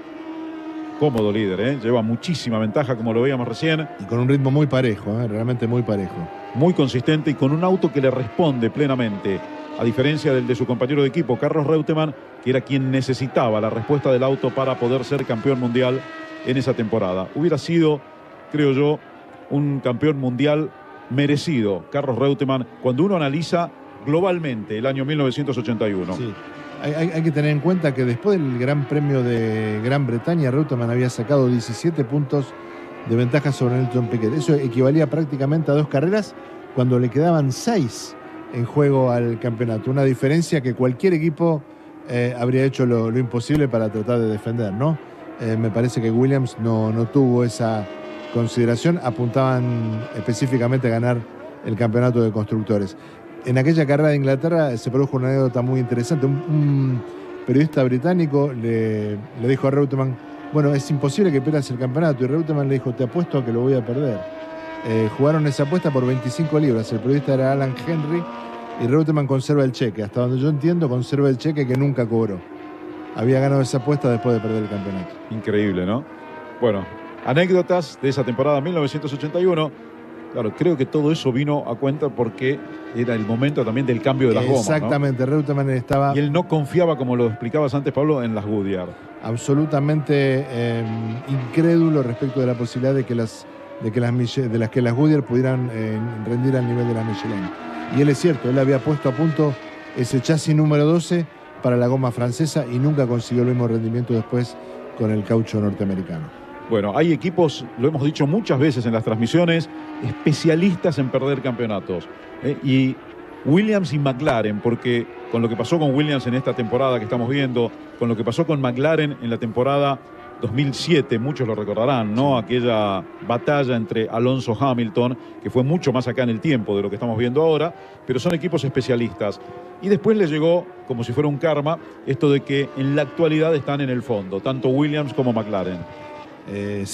Cuando tenemos en cuenta que 20 años atrás Williams y McLaren peleaban el campeonato del mundo y en el reciente Gran Premio de Japón los dos Williams y los dos McLaren terminaron las últimas 4 posiciones, ves todo lo que ha cambiado la Fórmula 1 en 20 años.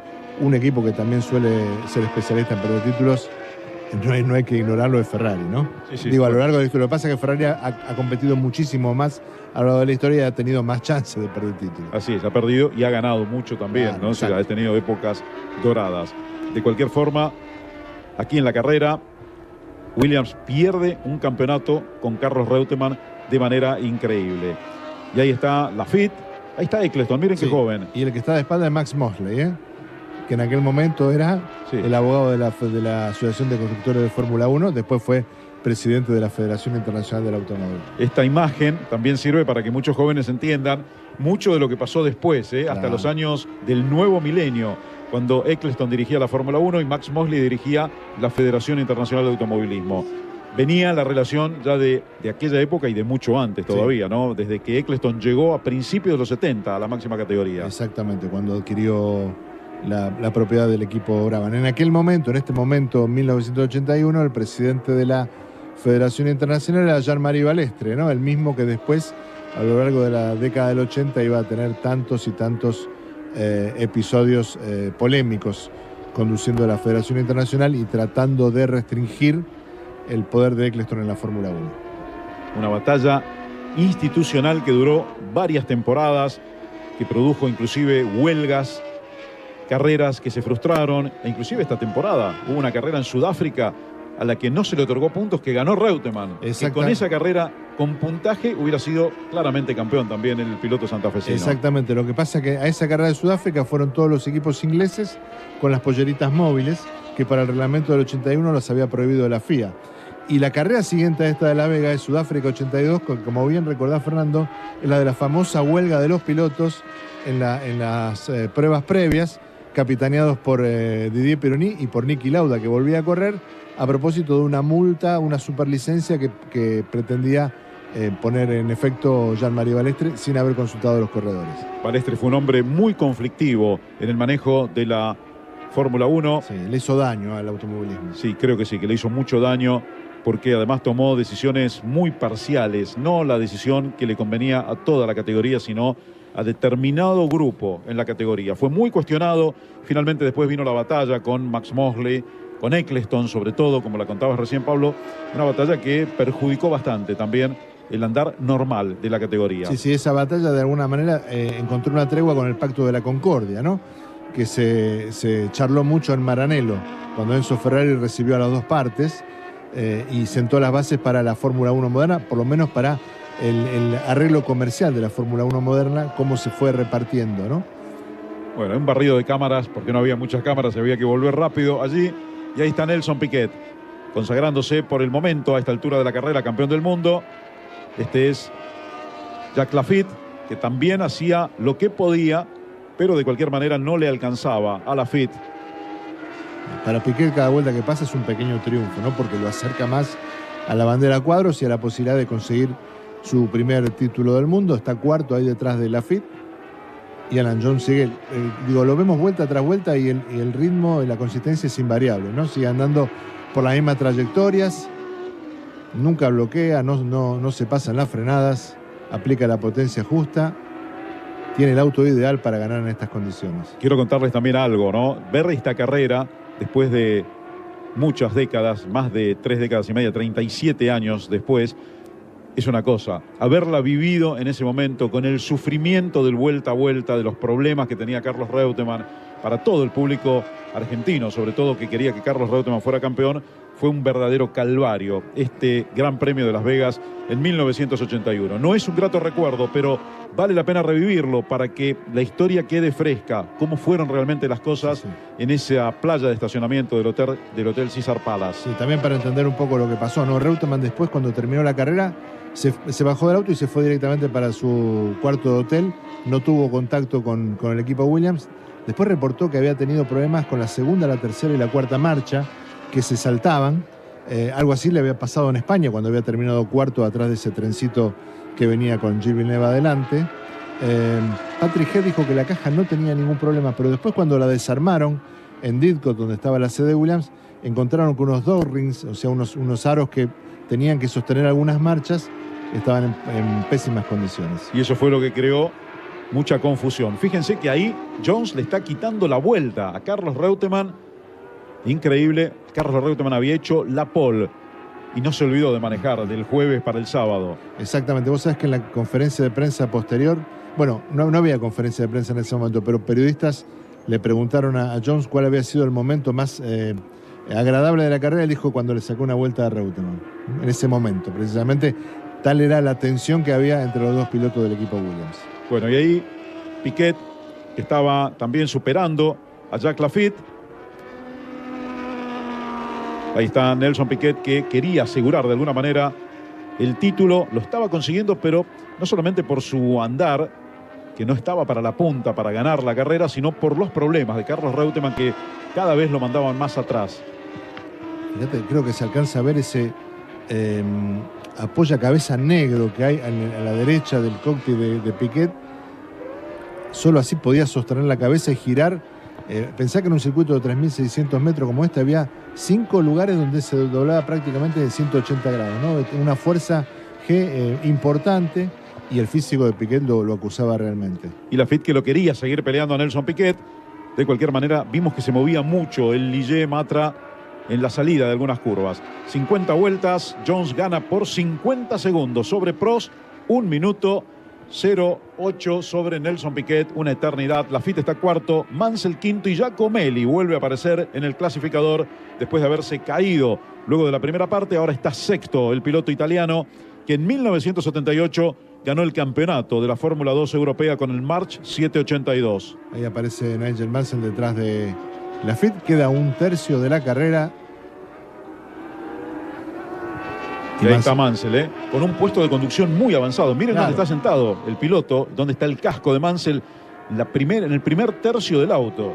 Efectivamente, porque así podían tener esos pontones largos que generaban mucha fuerza aerodinámica. Era la época donde la fuerza aerodinámica venía a partir de la forma de tubo Venturi de los pontones. Hoy la Fórmula 1 directamente con el piso plano consigue una fuerza aerodinámica que es varias veces superior a esta, ¿no? Pero en aquel momento de desarrollo aerodinámico incipiente era la manera de conseguir ese tipo de apoyo, ¿no?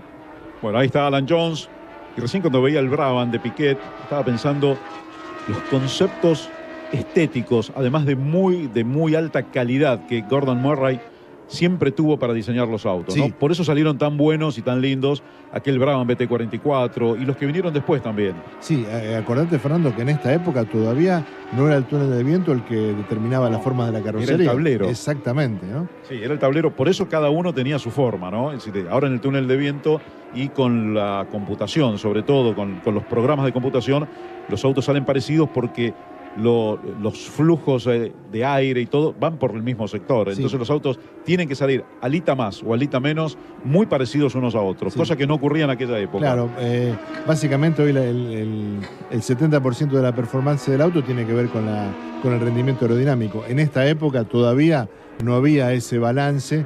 Mucho del agarre de los autos tenía que ver con la puesta a punto mecánica, el grip, los neumáticos, las suspensiones, y recién se estaba empezando a avanzar con la aerodinámica. Por eso la forma del auto no era tan decisiva sobre el rendimiento del coche en la pista, y por lo tanto por eso teníamos tantas concepciones distintas de carrocerías y de forma aerodinámica. Bueno, había mucha gente allí en la calle, en la zona de boxes. Vieron ustedes cómo venía la lucha en algunos de los sectores. Pironi, que perdía la vuelta también. No, Pironi ahí lo atacaba Sí, a Reutemann, ¿no? Pero había perdido la vuelta, otra vuelta con Jones. Y paró Laffite. Ahí está Jacques Laffite, parado. Iba a perder algunas posiciones. Claro, lo veíamos más lento, por eso lo superó Piquet, por eso lo superó Mansell. Tenía que ver con el desgaste de los neumáticos. El francés se detiene y con esto de alguna manera se disuelven completamente sus chances de ganar el título, ¿no? Así es. Bueno, ahí se acababan justamente las esperanzas de Jacques Laffite para pelear el título. ¿Cuánta gente en calle de boxe, no? Compararlo con lo que Increíble. es actualmente, ¿no?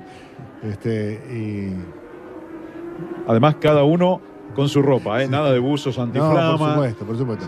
Después evolucionó muchísimo el tema de seguridad. Sí, credenciales de cartón, ¿no? Credenciales que no eran permanentes. Bueno, una Fórmula 1 completamente distinta a la que estamos acostumbrados. Y estamos hablando de la Fórmula 1 de los años 80, de comienzos de los 80. Imaginen lo que ha sido algo que no vimos, ¿eh? La Fórmula 1 de los 50 y de los 60 Sí. también. En la década del 60 los periodistas llevaban un brazalete en el brazo izquierdo, ¿no? Que los distinguía como tales para poder moverse por la calle de boxes. Ni siquiera era una credencial. Bueno, ahí estaba Pironi. Pironi estaba atacando a Reutemann, pero tenía vuelta perdida, ¿eh? Inclusive con relación a Reutemann. Pironi había tenido muchos problemas con la Ferrari. Ahí estaba Nelson Piquet, que en ese momento iba rumbo al título del año 1981 en esa pista rara, extraña, pobre, en Las Vegas, que había, por lo que ya les contamos en la primera parte de la transmisión. Sí, no fue para nada un éxito. Se usó muy poco tiempo más y por eso Bernie Ecclestone tuvo que buscar otros escenarios para tratar de hacer prender la Fórmula 1 en los Estados Unidos. Igual creo que el principal fiasco de la Fórmula 1 en el país del norte fue Dallas, ¿no? Ese circuito espantoso del año 84 que se derretía con el calor, se abría el asfalto. Una sola carrera que ganó Keke Rosberg y nunca más se volvió a utilizar. Sí, hubo algunos momentos muy bajos de la Fórmula 1 en Estados Unidos. También en 2005 en Indianápolis, ¿no? Con esa carrera y el boicot y los problemas con las cubiertas en la que corrieron solo 6 autos. Los que estaban equipados con Bridgestone y no corrieron los de Michelin. Un papelón de la Fórmula 1 que le costó mucho tiempo remontar justamente en el país del norte. Ese es Giacomelli, que lo está superando a Nelson Piquet, me parece. Así es, Giacomelli, que venía recuperando las posiciones que en algún momento había perdido, había caído por el 7º lugar y ahí venía justamente pasándolo a Piquet, quedaba en el 4º puesto detrás de Jones, Prost, Mansell, que estaba 3º, Giacomelli, Piquet y Reutemann, 5º y 6º. Piquet está 5º, delante de Reutemann le está alcanzando, pero me parece que ahí viene con una merma importante a nivel físico, ¿no? El piloto brasileño no pudo evitar que el Alfa Romeo motor V12 consiguiera superarlo. Alguna vez contó Nelson Piquet, años después de esto, que si la carrera hubiera durado un par de vueltas más, no hubiera podido llegar al final. Estaba casi desmayado en el auto en las últimas vueltas. Pero eso ha sido una constante de Nelson a lo largo de su campaña en Fórmula 1, la escasa preparación física que tuvo. Yo recuerdo un Gran Premio de Brasil donde ganó, o por lo menos subió al podio y prácticamente se desmayó en el podio después del enorme esfuerzo físico que había hecho. Creo que había sido en Jacarepaguá, ¿no? Nunca estuvo al 100% físicamente como de pronto los pilotos de la actualidad. Sí, lo cierto es que el gran desarrollo y cuidado físico comenzó en la época de Ayrton Senna, ¿no? Con Ayrton. Hasta ahí fue un tema. Con Ayrton pegó un salto de calidad el cuidado físico de los pilotos.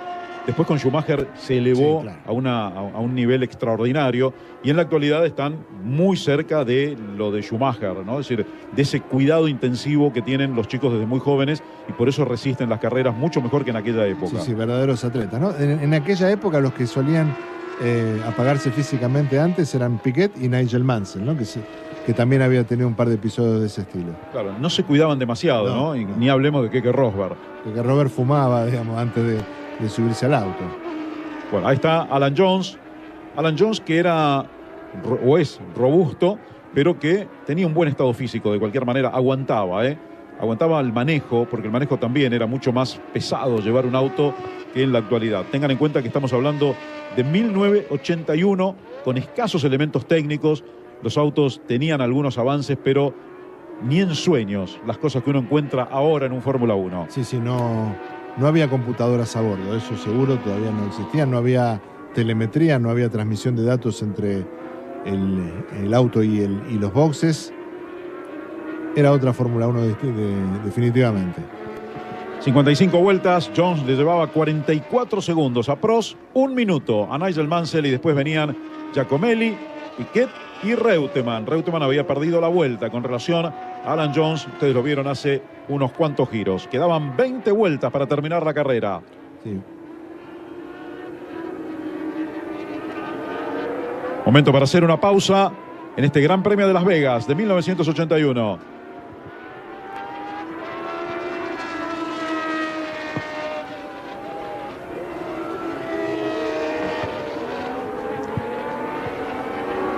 A esta altura quedaban 14 autos en carrera.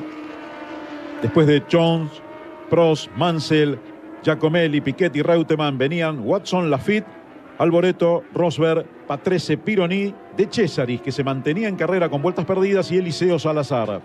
Fíjate, Fernando, que Prost, habiéndose detenido, estaba a 44 segundos de Alan Jones, ya había recuperado esa posición de escolta.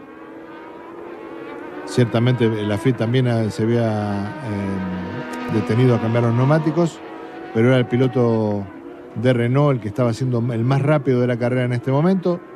Nelson Piquet iba tachando las vueltas una por una como un presidiario en busca de esa bandera a cuadros que le aseguraba el título del mundo. Vemos atrás uno de los Tyrrell, el número 4. Es Michele Alboreto. Uno de los pocos pilotos que se mantenían en carrera, ¿no? Alboreto venía ahí en el 9º lugar, fuera de los puntos, delante de Keke Rosberg. Creo que esa fue la primera temporada en la cual Tyrrell empezó a usar la decoración blanca, ¿no? Para sus autos, en lugar del tradicional azul que lo había distinguido desde el arranque de su campaña en Fórmula 1 a fines de los 60. Bien, y en esa época todavía no había nacido Nico Rosberg. No, claro. Estaba Keke corriendo, Nico ni proyecto era en esa época todavía. Eso sí. nos causa lo mismo cuando hemos visto carreras este año con Jos Verstappen antes que nazca Max, que ahora es una gran figura en la Fórmula 1. Pero bueno, esta es la historia de la categoría, de padres e hijos que han seguido corriendo. Nelson Piquet también después tuvo a Nelsinho Piquet, que no tuvo un paso demasiado feliz por la categoría. Es más recordado por otros problemas, como ya los contamos cuando vimos Singapur 2008. Efectivamente. Fíjate con qué cuidado que traza las curvas Piquet. Sabe que ya su suerte no depende de otro resultado que no sea este. Solo tiene que llegar para consagrarse campeón del mundo. Como decíamos antes, la escudería Brabham de Bernie Eccleston nunca había ganado un título mundial. Brabham sí lo había conseguido en 1966, cuando Jack Brabham, su propio creador, había logrado su tercer título mundial. Brabham fue campeón en el 59, 60 y 66, el año que les marcaba Pablo como su último título. Otro australiano, Alan Jones, en 1980. Y después Australia tuvo buenos pilotos también, pero que no lograron campeonatos, ¿no? Como Mark Webber, por ejemplo, y como Daniel Ricciardo en la actualidad. Ahí viene Reutemann, con John Watson atrás y con otro de los pilotos muy cerquita, Watson que lo supera, Sí, de César, dice que César, consiguió sí. volver a la carrera. Fíjate, cómo Pero tiene pasa. vueltas perdidas de César. Sí, tiene 5 vueltas perdidas, pero lo superó con una facilidad increíble, ¿no? Reutemann ahora sí hace lo imposible para tratar de llevar el auto hasta el final, pero está claramente derrotado. Bueno, ahí pasó Alain Prost y ahí está el líder de la carrera, Alan Jones. Prost está segundo, Mansell tercero y Giacomelli en el cuarto lugar. Giacomelli a esta altura de la carrera, sacando los 2 punteros, Pablo, es el que mejor viene con el Alfa Romeo. Sí. Ese Alfa Romeo era el motor que más consumía combustible en la Fórmula 1 de aquel momento. Muchas carreras habían llegado hasta muy cerquita del final y se habían quedado sin una gota de combustible en los tanques y por lo tanto habían tenido que abandonar. Nunca en esa reencarnación del final de los 80 consiguió Alfa Romeo el triunfo como lo había conseguido en la década del 50, ¿no? Bien, la pista se ve a veces semi vacía porque ya les dijimos quedan 14 de los 24 autos que largaron este Gran Premio de Las Vegas en el 81. Había, como lo comentamos, muchos problemas técnicos en los autos, no eran confiables, como en la actualidad, donde hay muy pocos abandonos en relación con la cantidad de pilotos que largan muchos menos, pero abandonan muchos menos también. Sí, lo que decimos siempre, ¿no? Creo que ha sido uno de los grandes avances de la Fórmula 1 de los últimos 40, 50 años, ¿no? Por un lado el rendimiento a nivel aerodinámico y por otro lado el control de calidad. Los autos no se rompen, son prácticamente a prueba de error, ¿no? Ahí está Jones dominando de punta a punta la carrera. Por eso hoy es tan fácil que los pilotos hagan tantas rachas de victorias consecutivas, porque los autos no se rompen, cosa que no pasaba en aquel momento. Ahí lo veíamos recién también a Nelson Piquet, aquí de vuelta con Jones, que acaba de pasar un Arrows, quitándole otra vuelta en este tortuoso circuito de Las Vegas. Duró solamente 2 temporadas, como ya les hemos comentado también, esta especie de pista grande de karting, allí en la playa de estacionamiento del Caesars Palace. Un circuito insólito, visto desde hoy, es un circuito imposible. Ahí lo está transitando la Fórmula 1, con los autos de aquella época, de 1981, época de dominio del equipo Williams. Sí. Para graficar un poco lo que charlábamos recién, antes de esta carrera de Las Vegas había habido 14 carreras en el Campeonato del Mundo. Los 3 aspirantes al título mundial, Reutemann 3 abandonos en 14 carreras, Piquet 5 abandonos en 14 carreras y Jacques Lafitte 6 abandonos. Es decir, compararlo con lo que pasa hoy con Hamilton y Vettel, que abandonan por ahí 1 o 2 veces al año nada más, ¿no? Peleando el Campeonato del Mundo. Claramente esos autos eran mucho menos confiables en la Fórmula 1 en aquel momento. Por supuesto, había mucho menos dinero y mucho menos gente trabajando en esos autos. Como siempre decimos, no todo lo anterior fue mejor, ¿no? Claro. Es decir, hubo buenos espectáculos, grandes pilotos, pero pasan estas cosas, las roturas, estos circuitos increíbles, ¿no? En los que prácticamente, bueno, después se descartaron enseguida porque era una locura correr en esa playa de estacionamiento. Sí, todo lo anterior fue distinto, ¿no? Ni mejor ni peor. Algunas cosas fueron más entretenidas y otras no tanto, ¿no? Ahí está Jones dominando incuestionablemente este Gran Premio en Las Vegas y demostrando que Williams sí tenía un auto para ganar, que no era justamente el de Reutemann, el que hubieran necesitado para ganar el campeonato. Pero ellos estaban felices de esa manera con que gane Alan Jones y ellos ganaron con amplitud la Copa de Constructores en esa temporada 1981. Ahí va Reutemann. El ingeniero de pista de Reutemann en este año 81 fue Neil Oatley, el mismo que después diseñara, exactamente, el mismo que después diseñara ese McLaren imbatible del año 88, ¿no? Con mucho input precisamente de Gordon Murray, que en esta carrera está del otro lado del mostrador, no está peleando con Brabham por ser campeón del mundo. Así es, Neil Oatley después estuvo ligado muchos años a la categoría, algunas décadas, hasta no hace tanto tiempo, lo recordamos. Bueno, ahí está Reutemann haciendo lo que podía, llevando o tratando de llevar el auto hasta el final en el Gran Premio de Las Vegas. Jones estaba ganando, Prost, Mansell, Giacomelli le seguían, Piquet, Reutemann, Watson, Lafitte, Alboreto, Rosberg, Pironi, Patrese, De Cesaris y Salazar eran los que sobrevivían. Los 14 sobrevivientes hasta ese momento en la carrera. Mencionaste Alboreto, sería el ganador del año siguiente en Las Vegas, una de las últimas victorias del equipo Tyrrell en la historia de la Fórmula 1. Y ahí lo vemos a Eliseo Salazar, el que viene atrás de Nelson Piquet con el Ensign. Efectivamente, ahí están Piquet, Salazar, que tenía vueltas perdidas, y Nelson Piquet, que, como lo dijimos antes, trataba de cualquier manera de llegar hasta el final de la carrera. Con este resultado era campeón. Sí, son dos de los tres latinoamericanos que quedan en competencia, ¿no? Piquet, Salazar, y el que veíamos antes, Carlos Reutemann, Héctor Reba, que abandonó con el Brabham vueltas atrás. Mientras tanto, ahí estaba Alain Prost. No podía hacer nada Prost contra Jones. Pero se viene acercando la diferencia porque, recordemos, Jones está con esos neumáticos desde el arranque de la carrera y Prost paró vueltas atrás para conseguir caucho fresco. Cuando se detuvo estaba 20 segundos detrás de Jones. Al salir de vuelta a pista estaba a 44 segundos y viene reduciendo esa ventaja. Ya recuperó la segunda posición en la carrera.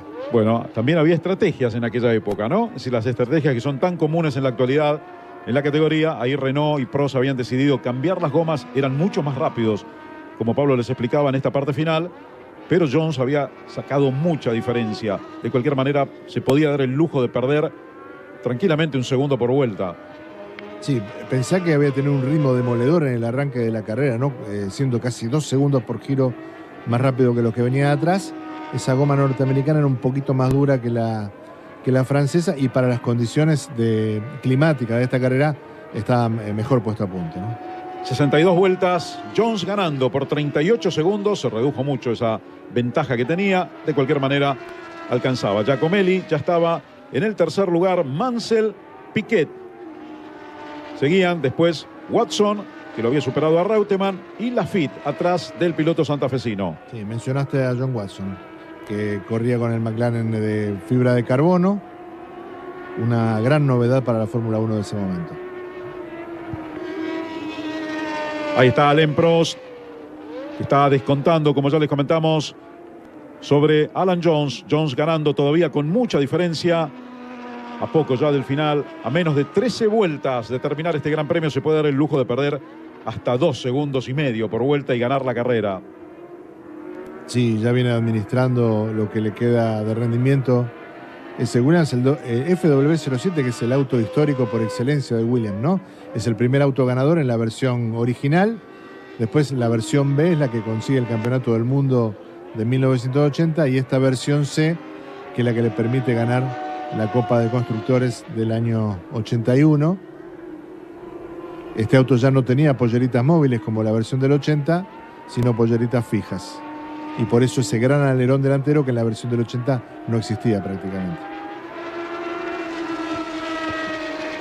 Ahí está Carlos Reutemann navegando allí en la vuelta número 63, detrás de John Watson, delante de Lafitte, sin poder hacer prácticamente nada para mejorar el rendimiento del auto, que fue una tortura, un calvario desde el mismo momento de la largada de este Gran Premio de Las Vegas 1981. Recordemos, problema de caja, las gomas que no eran las ideales, frenos que habían sido asentados recién en la prueba de tanque lleno, toda una serie de circunstancias con el auto que estaba lejos de ser el auto ideal para pelear un campeonato del mundo. Es muy difícil pensar que un equipo actual de Fórmula 1 mandaría a uno de sus pilotos a definir el título con un auto en estas condiciones, ¿no?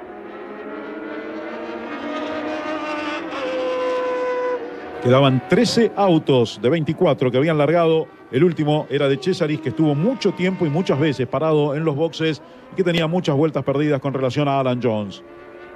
Y también se ve al 14º, Eliseo Salazar. Piquet sigue con un ritmo tranquilo, tratando de llegar al final. Insistimos, está haciendo negocio. Ahí se veía claramente cómo apoyaba la cabeza contra el lado derecho, ¿no? Para doblar a la izquierda. Era casi una tortura para él mantener ese ritmo. Proseguía en la persecución. Pista limpia o libre adelante de él, sin tráfico. No está muy limpia porque hay mucha arena también sobre la pista, pero de cualquier manera no tiene mucho tráfico que encontrar. Quedaban pocos autos. Yo te decía recién, Fernando, que Watson y De Cesaris manejaban los McLaren de fibra de carbono, que era la gran novedad técnica también del año 81. El resto de los equipos irían copiando esa novedad. Ferrari aparecería con un chasis mitad en fibra en el año 82.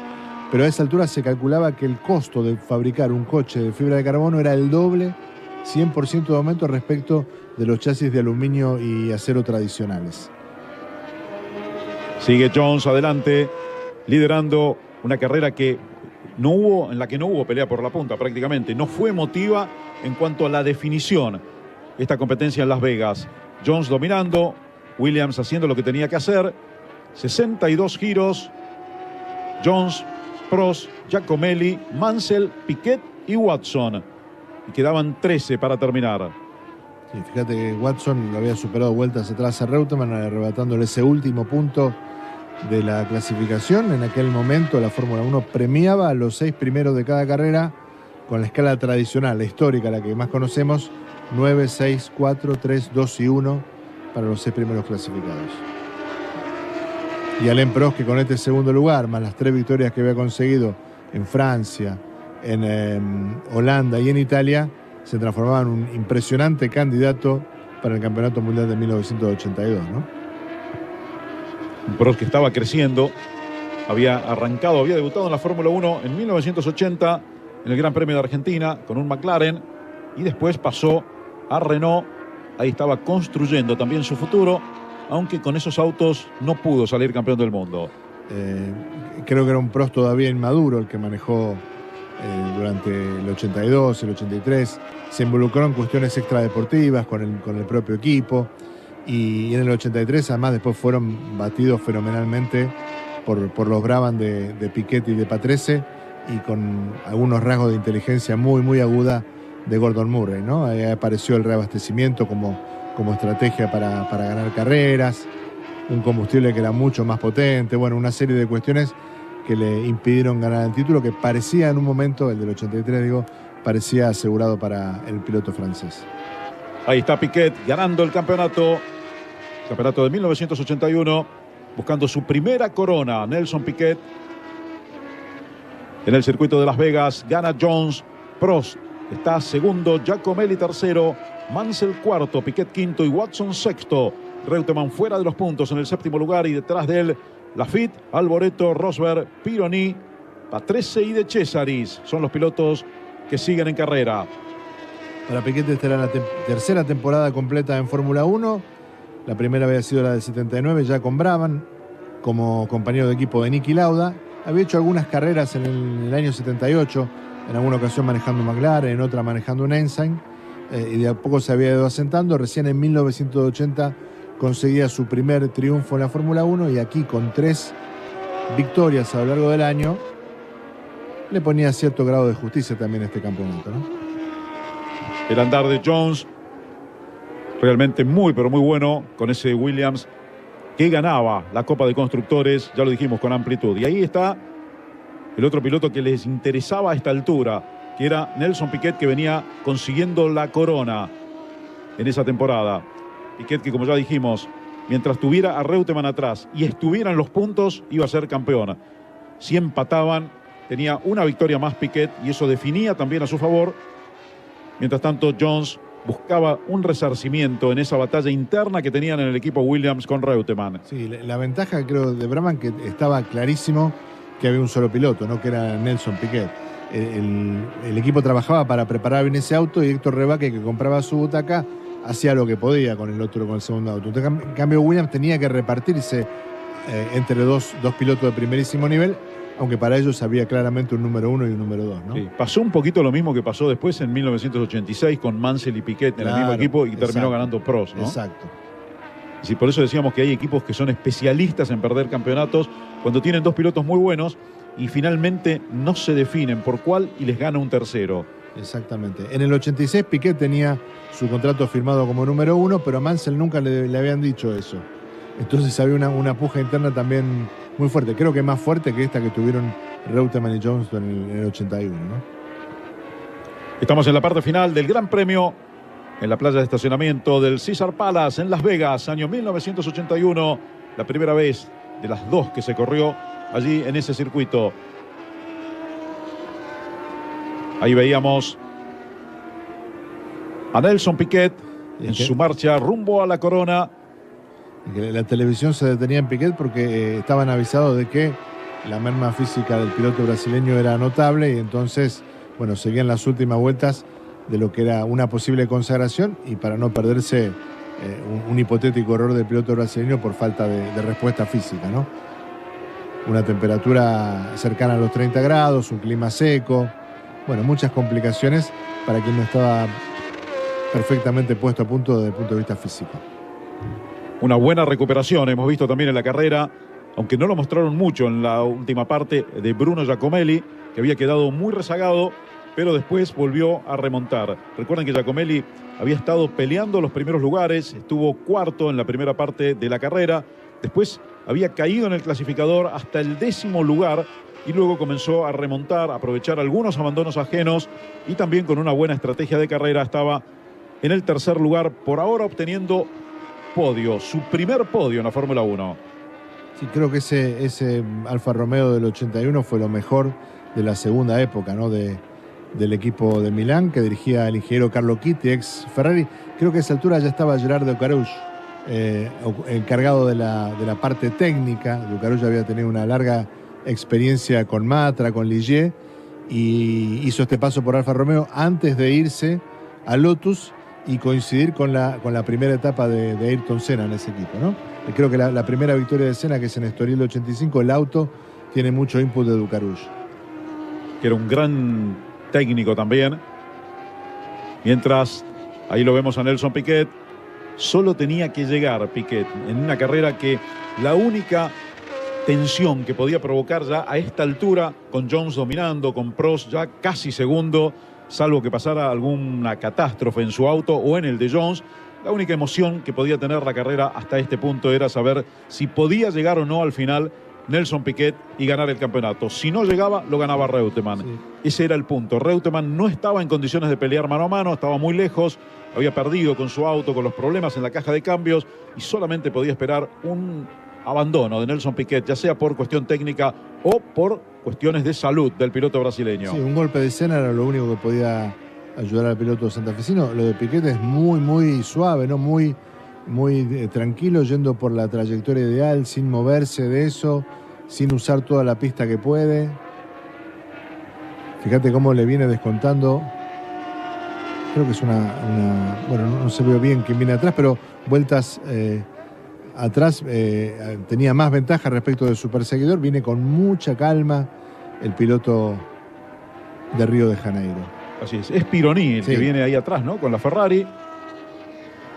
Y atrás venía Eliseo Salazar, que se mantenía en carrera a muchas vueltas, con muchas vueltas perdidas, con un ritmo, bueno, el ritmo que podía ir con su Ensign. Fíjate lo que podía rendir la Ferrari, que era un auto pobre para ese campeonato mundial del 81. A esta altura venía con mucho mejor rendimiento que el Brabham, que estaba peleando el título del mundo. Todo esto tenía que ver con la circunstancia precisa de Piquet en esta definición del campeonato. Ahí le abría la puerta, claro. No era la pelea contra Pironi que tenía Piquet. Pironi venía con varios giros perdidos también. Había tenido muchos problemas en la primera parte de este Gran Premio de Las Vegas. No estaba en la conversación, no estaba disputando la posición, por eso Piquet abrió la puerta y no se metió en problemas allí contra la Ferrari de Didier Pironi. Fíjate que las trayectorias son muy calcadas del piloto de Brabham, no está tomando riesgo en absoluto. Y ahí está la FIT atrás de Reutemann, muy cerca la FIT de Carlos Reutemann, sí, que ya estaba complicado de por sí. Claro, y recordemos que la FIT perdió alrededor de 15 segundos en una parada en los boxes, ¿no? 15 segundos estacionario, más la entrada y la salida, y aún así le está recuperando la posición contra el piloto argentino.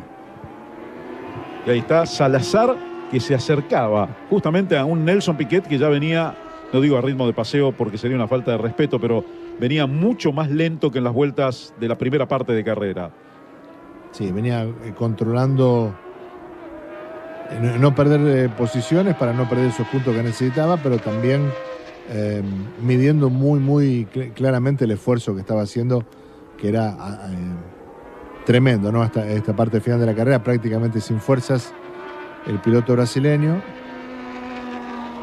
Y Eliseo Salazar, que como dijimos, tenía muchas vueltas perdidas, viene más rápido que Nelson Piquet, que está a esa altura ya implorando que la carrera se termine. Sí, yo creo que este título del mundo que viene consiguiendo Piquet se debía mucho a su condición como piloto. Fíjate cómo recupera la vuelta el piloto chileno. Pero también a la astucia de Gordon Murray, ¿no? Que era a la vez diseñador, o sea, director técnico y director deportivo de la escuadra, ¿no? Lo llevó muy bien al piloto brasileño. Fue el factotum principal, ¿no? Mucho más que Bernie Eccleston de este logro que era el primero para el equipo Brabham en estas condiciones. Dice que estabas explicando, Pablo, es un punto importante para entender aquella Fórmula 1 con poca gente, ¿no? Claro. Cuando uno ocupaba varios cargos, ahora hay ayudantes de ayudantes de ayudantes. Ahora van 80 personas a una carrera y hay 700 trabajando en la fábrica. Y en aquella época eran 10 personas en los equipos chicos y 20, 30 en los equipos grandes. Sí, vos pensás que Murray diseñaba completamente el auto. Y hoy de pronto hay un diseñador jefe que tiene 100 diseñadores a disposición. Y hay ingenieros que diseñan solamente una parte específica del auto y se dedican a mejorar esa parte nada más, ¿no? Se ha ido diversificando mucho el trabajo. En aquel momento los personajes claves eran realmente claves. Ese es Nelson Piquet, ganando el campeonato con ese quinto lugar que ocupaba hasta el momento, que le otorgaba 2 puntos. No estaba sumando Reutemann y con esos 2 puntos Piquet se iba a 50 contra 49 del piloto argentino. Y Alan Jones, que ganaba de manera sólida la carrera como contraposición y como si fuera hasta una burla del destino o del equipo, ¿no? Tener un auto tan potente, tan dominante como el de Alan Jones y el auto que necesitaban para ganar el campeonato apenas arrastrándose en la pista por ese problema mecánico, sobre todo por el problema en la caja. Sí, en Williams de todas maneras estaban muy satisfechos por estar ganando la Copa de Constructores. Esto hay que decirlo también históricamente. Williams siempre le dio más importancia a la Copa de Constructores, que era lo que terminaba decidiendo el reparto de dinero de la Fórmula 1, que al campeonato de pilotos, ¿no? Ya ellos venían de conseguir el título mundial en el 80 y después volverían a conseguirlo en varias oportunidades. No se sentían tan apesadumbrados, ¿no? Por esta falta de resultados en esta carrera final, a nivel de pilotos. La cámara que sigue a Nelson Piquet, allí con ese Brabham, ya lo dijimos, diseñado por el sudafricano Gordon Murray, o Murray, como se pronuncia. Sí. Realmente nosotros lo hacemos más latino. Y ahí está Alan Jones, el líder de la carrera. El plano general del circuito ahí nos mostraba lo que era, ¿no? El circuito tipo Mickey Mouse, ¿no? Con muchas curvas de 180 grados a derecha a izquierda. En el balance general se doblaba hacia la izquierda, hacia en el sentido antihorario. Complicaba mucho a los pilotos, como venimos contando esencialmente a Nelson Piquet, pero esto es una pista que tenía muy poca referencia en todo el calendario previo, ¿no? Quizás Jarama, que era más corto y un poco más tortuoso, pero no mucho más. Bueno, ahí estamos con 71 giros a 4 vueltas del final. Jones, que gana por 27 segundos. Giacomelli está tercero a 34. Mansell a 50. Y después Piquet, muy lejos, a 1 minuto 16. Y Watson ya con una vuelta perdida, reitero, a 4 vueltas del final de la carrera. Nelson Piquet consagrándose campeón y Alan Jones ganando el Gran Premio de Las Vegas del 81. Sí, la diferencia de Jones a Prost bajó de los 44 segundos que había después de la detención del francés a los 27 segundos. Se redujo en 15 segundos en un número similar de giros, pero la diferencia con Giacomelli es de 50 segundos. Lo que marca esto es que John viene andando con buen ritmo, pero ha bajado ese ritmo, ¿no? Se preocupó por no poner una rueda fuera de lugar a lo largo de toda la carrera y administró muy sabiamente esta diferencia en los últimos 15 circuitos. Es que a esta altura del Gran Premio estaba todo definido, todo decidido, había que cuidar el auto. Los pilotos no estaban muy de acuerdo o para nada de acuerdo con esta pista, pero eran épocas donde les decían hay que ir acá e iban ahí, a ese lugar. Más allá de las protestas, del disconformismo y lo que decía Gilles Villeneuve, que por otra parte era cierto, ¿no? Las pistas son iguales para todos. Siempre, por peor que sea una pista o la condición, un piloto va a andar más rápido que el otro. Sí, en definitiva, los pilotos tienen esa condición, ¿no?, de querer correr, ¿no? Entonces, a la larga, después de cualquier otra discusión, finalmente terminan aceptando, ¿no? Competir en cualquier escenario. La imagen con Nelson Piquet imponiéndose en el Campeonato Mundial. Recordemos lo que comentamos ya hace un ratito. Ese año tuvo una carrera en Sudáfrica, que ganó Reutemann, que no tuvo puntos para el campeonato por el conflicto institucional que tenía la Fórmula 1 y que tranquilamente le podría haber otorgado también a Reutemann el título mundial de haber valido para el campeonato como en principio estaba acordado. Ahí está Jones a punto de sacarle una vuelta también a otro de los rezagados, de los pocos pilotos que van quedando, de los pocos autos que van quedando en la pista. Habían ido 30 autos, 6 quedaron eliminados en la prueba de clasificación, 24 admitía la pista porque era muy corta. Recordemos que trazados cortos como Mónaco, por ejemplo, alguna vez admitían solo 22 autos en la grilla de partida, después ya se estabilizó todo en 26. Hoy no llegan, porque hay 20 en definitiva, pero de cualquier forma así fue evolucionando la categoría y los reglamentos. Este Brabham BT49 ha sido diseñado originalmente para albergar el motor Alfa Romeo en el año 79. Una vieja relación que había entre Bernie Ecclestone y la Casa de Milán. De hecho, finalmente, cuando Ecclestone decide dedicarse exclusivamente a los negocios de la Fórmula 1 y vender Brabham, el comprador es Alfa Romeo, en 1988. Antes de eso habían ganado un par de títulos, ¿no? Ya en los metros finales, Alan Jones rumbo a la victoria con este FW07 de Williams, un auto muy ganador en las manos de Jones y Reutemann. Recuerden que, ya lo comentamos también, Clay Regazzoni había logrado la primera victoria en 1979 para el equipo. Y ahí está Jones recibiendo la bandera cuadros, ganando el Gran Premio en Las Vegas en 1981 y ya ratificando la victoria en el Campeonato de Constructores para Williams por amplio margen. Nelson Piquet, que estaba en el quinto lugar, se está consagrando campeón del mundo. Segundo, estaba terminando Alain Prost. Tercero, Giacomelli en su primer podio en la Fórmula 1. Mansell en el cuarto lugar y después Piquet, que venía aquí con una indisposición física notoria. Detrás de Piquet iba a terminar Laffite, John Watson y Carlos Reutemann con una vuelta menos en el octavo lugar y sin chances para lograr el título que venía ganando hasta antes que comience este Gran Premio de Las Vegas. La última larguísima vuelta de Nelson Piquet, quinto lugar, 2 puntos para el campeonato, saltaba de 48 a 50 y con eso se aseguraba el primero de lo que después serían 3 títulos en la historia del Mundial de la Fórmula 1.